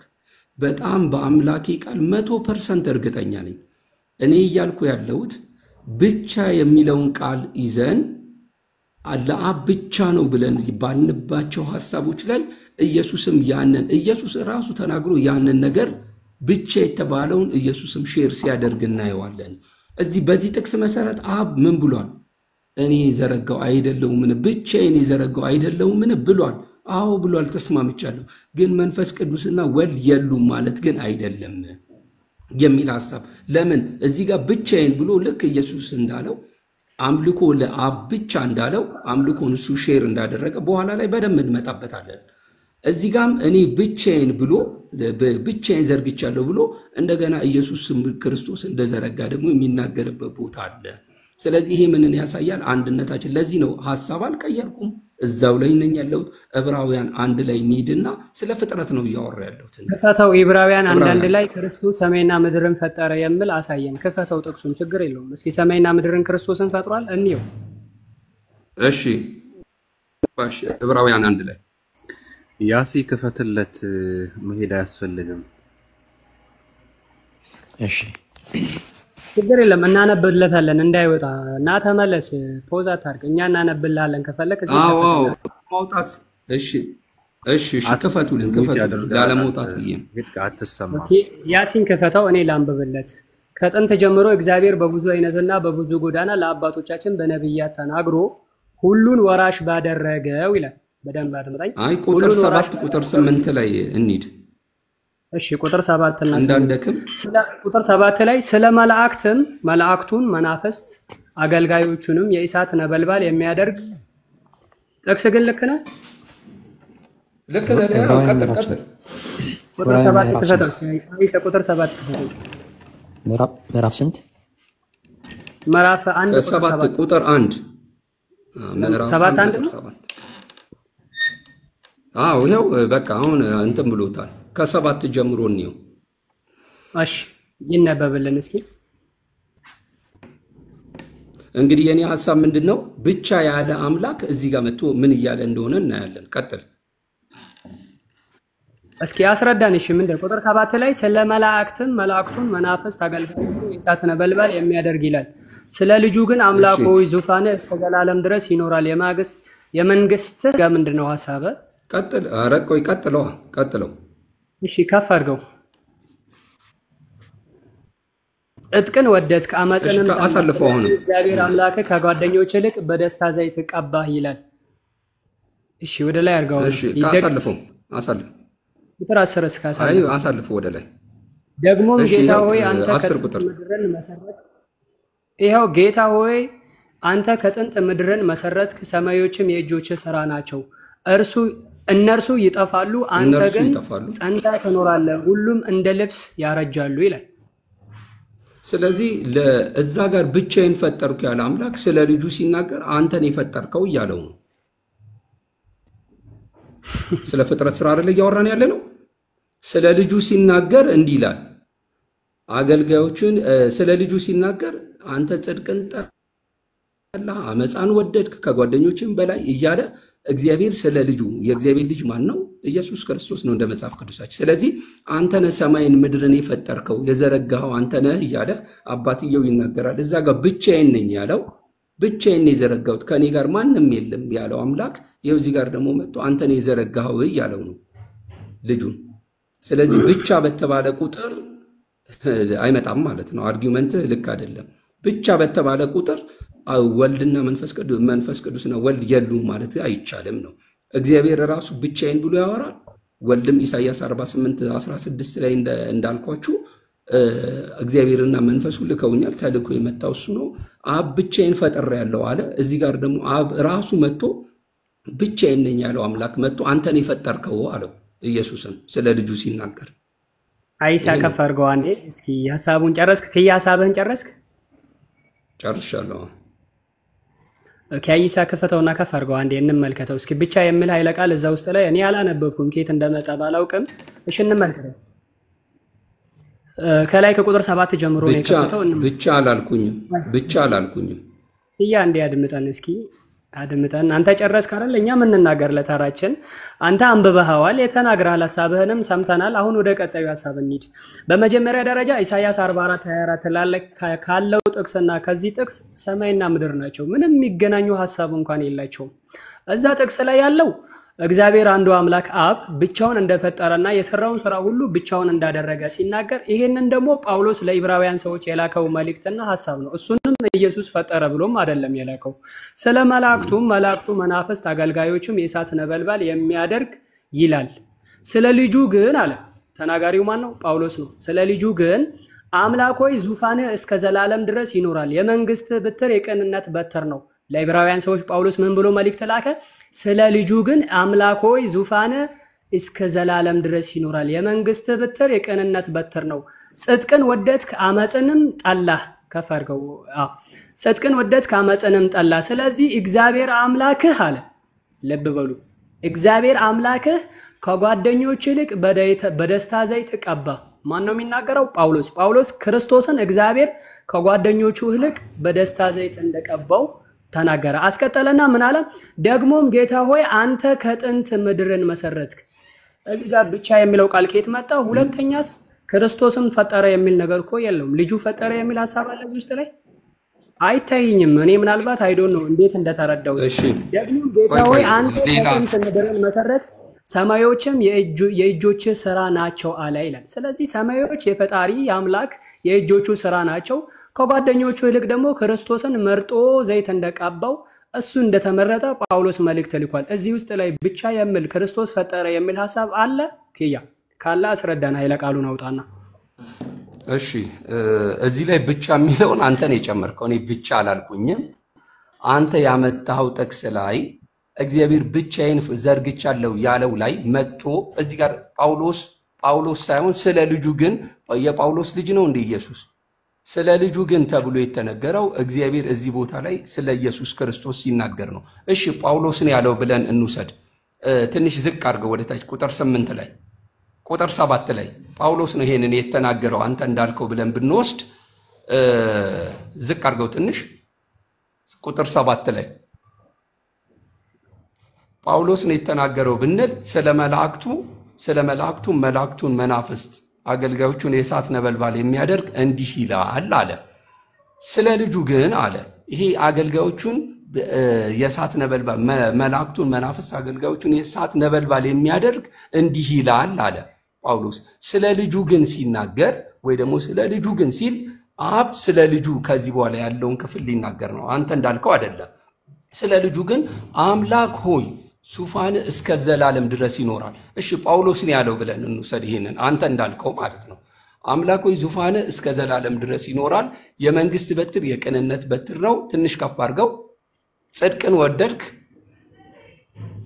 ወደድክ ታሳለፍክብኛ ጽድቅን ወደድክ እሺ ዓመት አንጠላህ እግዚአብሔር አምላክህ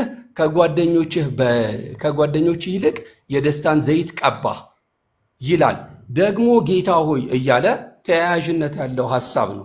ስለዚህ ደግሞ ጌታ ሆይ አንተ ከጥንት ምድርን መሰረተህ የትኛው ላይ አብ ቅድም ኢሳይያስ 44 ላይ ያልከው ብቻዬን መስርቻለሁ ብሎ አብ ተናግሮ እዚህ ቦታ ላይ ጳውሎስ ከሆነ እየተናገረ ያለው ደግሞ ብሎ ካለ ሐሳቡን እየቀጠለ ነው። ደግሞ ጌታ ሆይ ግን እኛ በየትኛውም የስኮላር የመጽሐፍ ቅዱስ አዋቂዎች የሚናገሩት አብ ስለ ልጁ ሲናገር እንዲህ ይላል።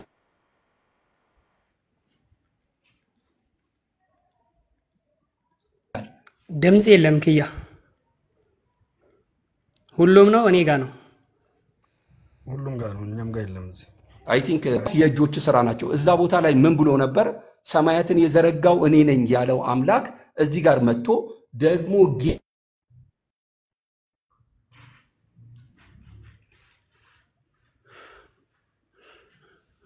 ምናልባት ቪዲዮ ይሆናል ኔትወርኩን እያበላሸበት ያለው ልዝጋለት። ከዘጋለት እንግዲህ በምን ያነበዋል? ዝጋለት ነው ሞከረስ። የትኛውም የቴዎሎጂ ምሁራን አይሰማም። ስለዚህ እዛ ጋር ብቻዬን ያለው አምላክ ብቻዬን ዘርግቻለሁ ያለው አምላክ አገልጋዮቹን የእግዚአብሔር መላእክቶች ሁሉ ይስገዱለት ይላል ጳውሎስ። መላእክቶቹን ይስገዱለት ማለት አይችልም።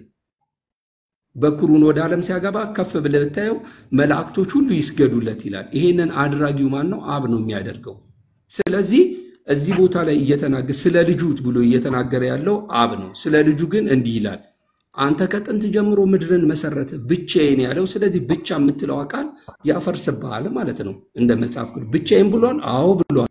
እዚህ ጋር መጥቶ አንተ ነህ የመሰረትከው ያለው ነው ልጁ። ስለዚህ ብቻ የምትለው ቃል አሁንም ሐሳብን ያፈርስብሃል የሚለው ቀጣይ ካለ ንገረኝ ላዳምጥ። ኦኬ በጣም ጥሩ ሐሳቡን ጠቅለል አድርገውና ወደ ቀጣዩ ጥያቄ እናልፋለን። በመጀመሪያ ደረጃ ክያ እኔ ይህን ንግግር የተናገረው ማን ነው ስኮላሩስ ስለዚህ ጉዳይ ምን ብሏል የሚል ሙጉት አላስኩም። እመጣልሃለሁ ስለሱ ከሆነ ምንም ችግር የለብኝም።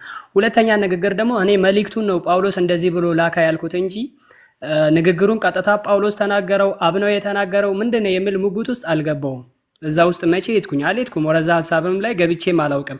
እኔ መልእክቱን ጳውሎስ እንደዚህ ብሎ መልእክት ላይ ዕብራውያን ሰዎች ልኳል ይሄን ንግግር ጳውሎስ እንደዚህ ብሎ አስተላለፈ ብዬ ሐሳቤን አስቀመጥኩኝ እንጂ አብ ነው የተናገረው የንግግሩ ባለቤት ጳውሎስ ነው እንደዚህ የሚል ሙጉት ውስጥ አልገባውም። ሽፍት ለማድረግ ስትሞከር ግን አይቻለሁ። በመቀጠል ደግሞ የኔ ሐሳቤ እዛ ላይ ኢሳይያስ 44:24 ላይ የነበረው የኔ ሐሳብ ምንድነው? ሰማያትና ምድርን የፈጠረ ብቸኛ አንድ አምላክ አለ እርሱም አብ ብቻውን ነው የሚል ሙጉት ሲያነሳ አይ አብ ብቻውን አልፈጠረም የፈጠረ ሌላም አለ ልጁም ፈጥሯል ብቻውን አይደለም። ብቻ የሚለው ቃል ሌላ ቦታም በተለያየ መልኩ ተገልጿል አልክ። የቱ ጋር ስንለ ዕብራውያን 1:7 ላይ ያለልኝ ብለህ አመጣን። ዕብራውያን 1:7 ላይ ሲጀመር ክርስቶስ ፈጠረ ለማለት ይቅርና ስለ ክርስቶስ ፍጡራንን ስለመፍጠር ወይንም ስለ ፍጥረት ዓለሙ ይሄን አደረገ የሚል ሐሳቡም ሽታውም የለው። ባይሆን አብ ስለ ልጁ የተናገረውን ጳውሎስ ወደ ዕብራውያን ሰዎች የላከውን መልእክት አይተናል እንጂ እሱን ተረተናል እንጂ ክርስቶስ ይሄን ነገር ሰራ ይሄን ነገር አደረገ ክርስቶስ ፈጣሪ ነው የሚል ወይንም በፍጥረት ዓለሙ ፈጥሯል የሚል አንድ ሐሳብ ራሱ ያገኘነው ነገር የለም። ሁለተኛው እስኪ ተጨማሪ ሐሳቦችን እንስተ ክርስቶስ በራሱ ሲጀመር በዚህ ሁሉ ነገር በፈጠረው በአንዱ አምላክና በሰዎች መካከል የነበረ ሰው ነው። ለዚህ ነው አንደኛ ጢሞቴዎስ ምዕራፍ 2 ከቁጥር 5 ላይ አንድ እግዚአብሔር አለ ለብ በለኝ አንድም ሶስትም አለ አይደለም ወይንም በአካል ሶስት ይሆን አለ ሳይሆን ያለው አንድ እግዚአብሔር አለ በእግዚአብሔር እና በሰው መካከል ያለው መካከለኛ አንዱ ነው። በማንና በማን አድምጠኝ አይደለም እሱ እግዚአብሔር ሊሆን ወይንም ደግሞ እሱ ከሥላሴዎች ውስጥ አንዱ ሊሆን ይቀርና በእግዚአብሔርና በሰው መካከል አንድ አለ እርሱም አለ ምንድነው? ያ ደግሞ እርሱ ሰው ነው ወይስ አምላክ ነው ወይስ ምንድነው ብለን ጳውሎስን እዛው ስንጠይቀው ምን አለ? እርሱም ሰው የሆነው ክርስቶስ ኢየሱስ ነው። ይህ በመሐከላችን ያለ ሰዎችና አምላክን የሚያስታርቅ አንድ ሰው አለ እርሱም ሰው ነው ኢየሱስ ክርስቶስ ነው ብሎ ቁጭ ነው ያደረገው ጳውሎስ። በደንብ አስተውለኝ አይደለም ሊመለክ ከአብ ጋራ ሊፈጥር ከአብ ጋራ አብሮ በሥላሴ ሶስት ሆኖ ሊመለክ ቀረና እሱ ሰዎችን ወደ አምላክ ጎዳና የሚጠራ በሰውና በአምላክ መካከል ጥሪ የሚያደርግ አንድ ሰው እሱ ክርስቶስ ነው። ለዚህ ነው ክርስቶስ ራሱ ሰዎች መጥተው እሱን ቸር ምናምን ብያሉ ከአምላክ ጋር እኩል ለማድረግ ሲሞክሩ ራሱ ምን የሚል ተቃውሞ ነበረው? ኢየሱስም ስለምን ቸር ትለኛለህ? ከአንዱ ከእግዚአብሔር በቀር ቸር ማንም የለም እያለ ነበር። ቸር ብሎ ሲጠሩት እንኳን ተቃውሟል። ከአምላክ ጋር እኩል እንዳይሆን፣ ከአምላክ ጋር ራሱን እንዳያስተካከል ቸር ማንም የለም ከአንዱ በቀር ልክ ማርቆስ 10:18 ላይ የጠቀሰው ንግግር አለ። ስለዚህ ሊመለክ የሚገባው አንድ አካል አንድ አምላክ አለ። እሱም ቆሮንቶስ 6 አንደኛ ቆሮንቶስ ምዕራፍ 8 ከቁጥር 6 ላይ የተቀመጠው አንዱ አምላክ አብ ነው። ይሄንን ምንም ብታመጣው መጽሐፍ ቅዱስን ልትክደውና ልትሽሩ አትችልም። እኛ ቃላትንም አንጨምርም፣ ፊደላትንም አንጨምርም፣ አንቀንስበትም። ሌላው ከዛ አስቀጥዬ ማነሳለህ ነገር ምንድነው? ከቀደም ጀምሮ እኔ ላለማንሳት እየሞከርኩኝ ክርስቶስ ስግደትን ተቀብሏል፣ አምልኮን ተቀብሏል እያልከኝ ነበር። ክርስቶስ ብቻ ነው በመጽሐፍ ቅዱስ የተሰገደለት። ስግደት ከፈለክ ከክርስቶስ ውጪ ስግደትን የተቀበሉ በጣም አሉ። እንደ ክርስቶስ ፍርድን የሚፈርዱ በጣም ብዙዎች አሉ። እንደ ክርስቶስ ጌታ የተባሉ በጣም ብዙዎች አሉ። ስለነዚህ ነገራቶች ከፈለክ እንመጣበታለን። ምንም ችግር የለብንም። ስግደት ክርስቶስ ብቻ ነው የተሰገደለት፣ ጌታ የተባለው ክርስቶስ ብቻ ነው ወይ ከተባለ አምላክ ተብሎ የተጠራ ክርስቶስ ብቻ ነው ወይ እንደ መጽሐፍ ቅዱስ ካልከን ከአንድም እስከ 10 ደራርቤ ልሰጥ ይችላል። ግን ወረዛ ሐሳብ ስላልሄድኩኝ ስለ ስግደቱ ተውና ክርስቶስ ለአንዱ ኃያሉ አምላክ ታዛዥ የነበረ ሰዎችንም ወደዛ መንገድ የሚጣራ የነበረ ሰው ነው እንጂ ከሥላሴ ሆኖ የሚመለክ ሁለተኛ አካል አይደለም። ገብቷል? ስለዚህ ጥቅሱ ላይ ስህተት ነው ካልከን እስኪ እኛ በጠቀስናቸው በመጽሐፍ ቅዱስ ጥቅሶች ላይ ሌላ ተቃራኒ ማስረጃ አምጣና ክርስቶስ ሁለተኛ የሚመለክ የሥላሴ አካል ነው የሚል ማስረጃ አቅርብልን እንመልከተው። ካልሆነ ወደ ቀጣይ ጥያቄ እንለፍ። ወይም ደግሞ ጥያቄ ካለ ጠይቀኝ። ማይክ ፍሪ። እሺ እንግዲህ ቴንኪው። ያው መጀመሪያ ሐሳባችን የተነሳ ነው ምንድነው ኢየሱስ ፈጥሯል ወይ ያልከው ወይ ደግሞ አብ ፈጥሯል የሚል ሐሳብ ተነስተን 44 ላይ ኢሳይያስ 44 ላይ ሄደሃል ብቻ ያለ አምላክ ልክ ደግሞ ዕብራውያን ላይ ሄደንና እዛ ላይ ያለው ሰማይን ምድርን የዘረጋው እኔ አይደለሁም ምን ያለው አምላክ ሽታውም የለም ደብዛውም የለም ኢየሱስ ፈጥሯል የሚል ሐሳብ ላቀረብከው ማሚ ውድቅ ነው። ለምን ራሱን ቃል በቃል ነው ያመጣውልህ። ሰማይን ምድርን የዘረጋ ማለት አንተን የፈጠርከው ብሎ አባትየው ስለ ልጁ ያ ብቻዬን ነኝ ያለው አምላክ አው ይሄው እዚህ ጋር መጥቶ ዕብራውያን አንድ ላይ ሽታው የለም ላልከው አንተነ ሰማይን የዘረጋ እነሱ ይጠፋሉ እንደ መጎናጸፊያ ተጠቀልላቸዋል እያለ አብ ስለ ልጁ ይናገር አንተን የፈጠርከው እያለው ነው። እዛ ጋር ያወራልኝ ስለ መፍጠር ነው። እዚህ ጋር ምን ያወራው ልክ ስለ መፍጠር ነው። ሽታው የለም ላልከው ትችላለህ። ስለ ፍጥረት ዓለም ስለሆነ ያወራ ነው። ስለ አምልኮም ላነሳው ስለምንመጣ ችግር የለውም። መጽሐፍ ቅዱስ ላይ ጌታ አምላክ ምናምን የተባሉ አሉ ደግሞ ብለህ ያልከው አምላክ የተባሉ መጽሐፍ ቅዱስ ላይ እንደ ሆድ እንደ ምናምን ልትለኝ ትችላለህ። አይ ነው ግን ሙሴን እንደ አምላክ አደርጋለሁ ነው እንጂ ያለው አምላክ አደርጋለሁ አላለም። እንደ አምላክና አምላክ የተለያየ ነው። እንደ አምላክ እንደ አንበሳ ትራመዳለህ ብለህ አንበሳ ነህ እያልኩ አይደለም። በፈርዖን ፊት እንደ አምላክ አደርጋለሁ የሚል ሐሳብ ነው። ሰይጣንን አምላክ ተብሏል፣ ገንዘብ አምላክ ተብሏል። እኔ ራሴ ልሰጥ እችላለሁ፣ ችግር የለውም። ስለዚህ በፍጥረት ስራ ላልከው ሐሳባችንን ጠቅለል ለማድረግ አርጊውመንት ውድቅ ነው። ብቻ ያለው አምላክ ዕብራውያን ላይ መጥቶ አንተን የፈጠርከው ብሎ ስለ ልጁ ተናግሯል የሚል ነው። ሐሳባችንን እንዳይሰፋ እስቲ ማሚ አሁን ጥያቄያችንን አጠራ አድርገን እንጠያይቅ። አጠራ አድርገን አሁን አንደኛ ጢሞቴዎስ 2:5 ቱንና አንብበው። ለሙሴ ያልከው ተሳስተሃል። እንደ አምላክ አይደለም የሚለው ጥቅሱ እንደዛ አይልም። እስቲ እናውጣው። በ1954 እሱን መጽሐፍ እንትን ብትልልኝ ደስ ይለኛል። 1954 ነው ሀይሳ እንደው የምፈልገው እሱ ነው። እንደ አምላክ አይልም። 1954ቱን ባይበል እኔ ክፈተው ሀይሳ አለክ እጅ ላይ አለኛ። እንደ አምላክ አይልም። ክፈተው እስኪ። እንደ አምላክ ነው የሚለው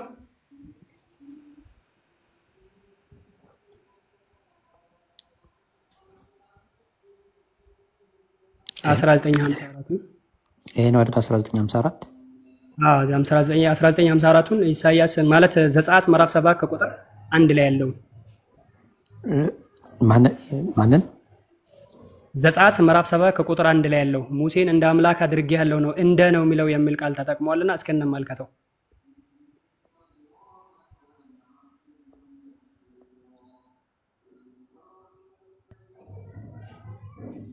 7 1 ላይ 7 1 ላይ 7 1 እስኪ አንብብልን እንደ የሚል ቃል ተጠቅሞ ቀረብ አድርገው ኪያ ቆስኪ ቀለሙን ለውጠው ችግር የለውም ይሁን ይታያል በደንብ ይታያል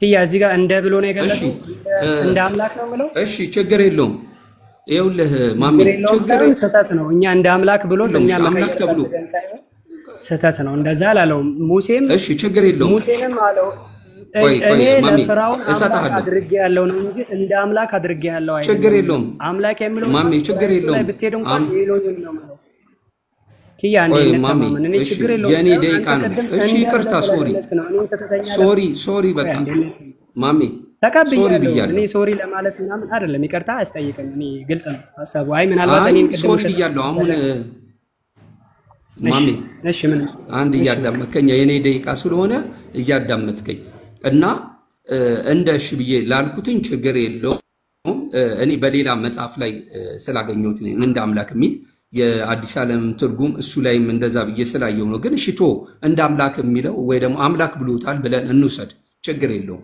ግን እውነት ፈርዖን ሙሴ አምላክ ነው ወይ ብለን ስናይ አምላክ አይደለም ለምን አንዱን መውሰድ እንችላለን ሙሴ ፈጥሯል አልፈጠረም ስለዚህ አምላክ አይደለም ማለት ነው አምላክን ተክቶ በዛ ቦታ ሆድ አምላክ ተብሏል ገንዘብ አምላክ ተብሏል አምላክ ነው ወይ ብለን ስንል አምላክ ግን አይደለም ስለዚህ አምላክ የተባሉት ቦታዎች ይሄን እኮ እኔ ማምላክ ነው ብዬ አልሞግትም ትክክል ነው አምናለሁ ወይ ማሚ አምናለሁ ልጨርስ እንዳዳመኩክ ማሚ እንዳዳመኩ ልጨርስ አሳጥሬ ነው ቢያንስ 3 ሰከንድ ነው የምትጠቀመው ከዚህ በኋላ እሺ ምን እናድርግ ማሚ አሁን ጥያቄዎችን ልክ አንደኛ ጢሞቴዎስ ላይ እንዳነሳው ምናምን አጠር አድርገን ጥያቄዎችን እንጠያይቅ ደስ ይለኛል ቀጥልሽ ወደ ጥያቄዎችን ንግባሽ እሺ ምንም ችግር የለም ቀጥል ጥያቄ አለ በእኛ ዙሪያ ላይ የምንጠይቀው አይ እኔ ምንም በእናንተ ዙሪያ ላይ የምጠይቀው ጥያቄ የለም ግን የኔ ሐሳብ ምንድነው ብቻ አንድ ምናምን የሚሉ ሐሳቦች በመጡ ቁጥር ሊሆን አይችልም እያልኩ ነው ብቻ ያለ አምላክ እሱ ያን ነገር ሲያደርገው እናያለን ስለዚህ ብቻ የምትለው አንድ የምትለው ሐሳብ በመጣ ቁጥር ይሄ ሊሆን በፍጹም አይችልም እያልኩ ነው የኔ አርጊውመንት ይሄ ነው ሌላ ጥያቄ ካለ በደስታ ልቀበል እሺ በጣም ጥሩ ኪያ አንደኛው ነገር በቃ ይሄን ያክል ካየን አንድ ሰው በግዴታ እንዲቀበል አይደለም እኛ ብቻ የሚለውን አማጣንልህ አልተቀበልክም ከእኔ በቀር ሌላ የለም የሚለውንም አማጣንልህ አልተቀበልክም አንድ አምላክ ነው የሚለውንም አማጣንልህ አልተቀበልክም ከዚህ ውጪ እንግዲህ እኛ ምንም ማድረግ አንችልም ግን አንድ ጥያቄ እንጠይቅ እሺ አንድ የሚለውንም አልተቀበልክም ብቻዬን ነኝ የሚለውንም አልተቀበልክም ከእኔ ሌላ አምላክ የለም ብሎን በነጠላ የገለጸውን አልተቀበልክም እሺ ይሄን ሁሉ ካልተቀበልክ አንድም ሶስትም የሚለው ከመጽሐፍ ቅዱስ ላይ አለ ኪያ ድምፁ የለም እኔ ጋር ብቻ ነው የለም አለ ኦኬ ኪያ ድምጽ ይሰማሃል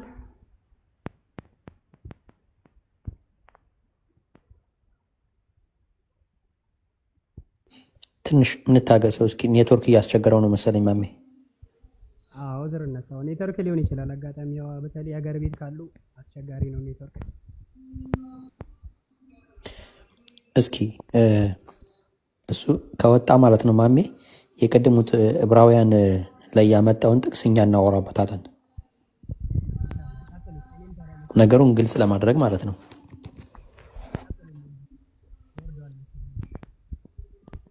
ማሜ ያለ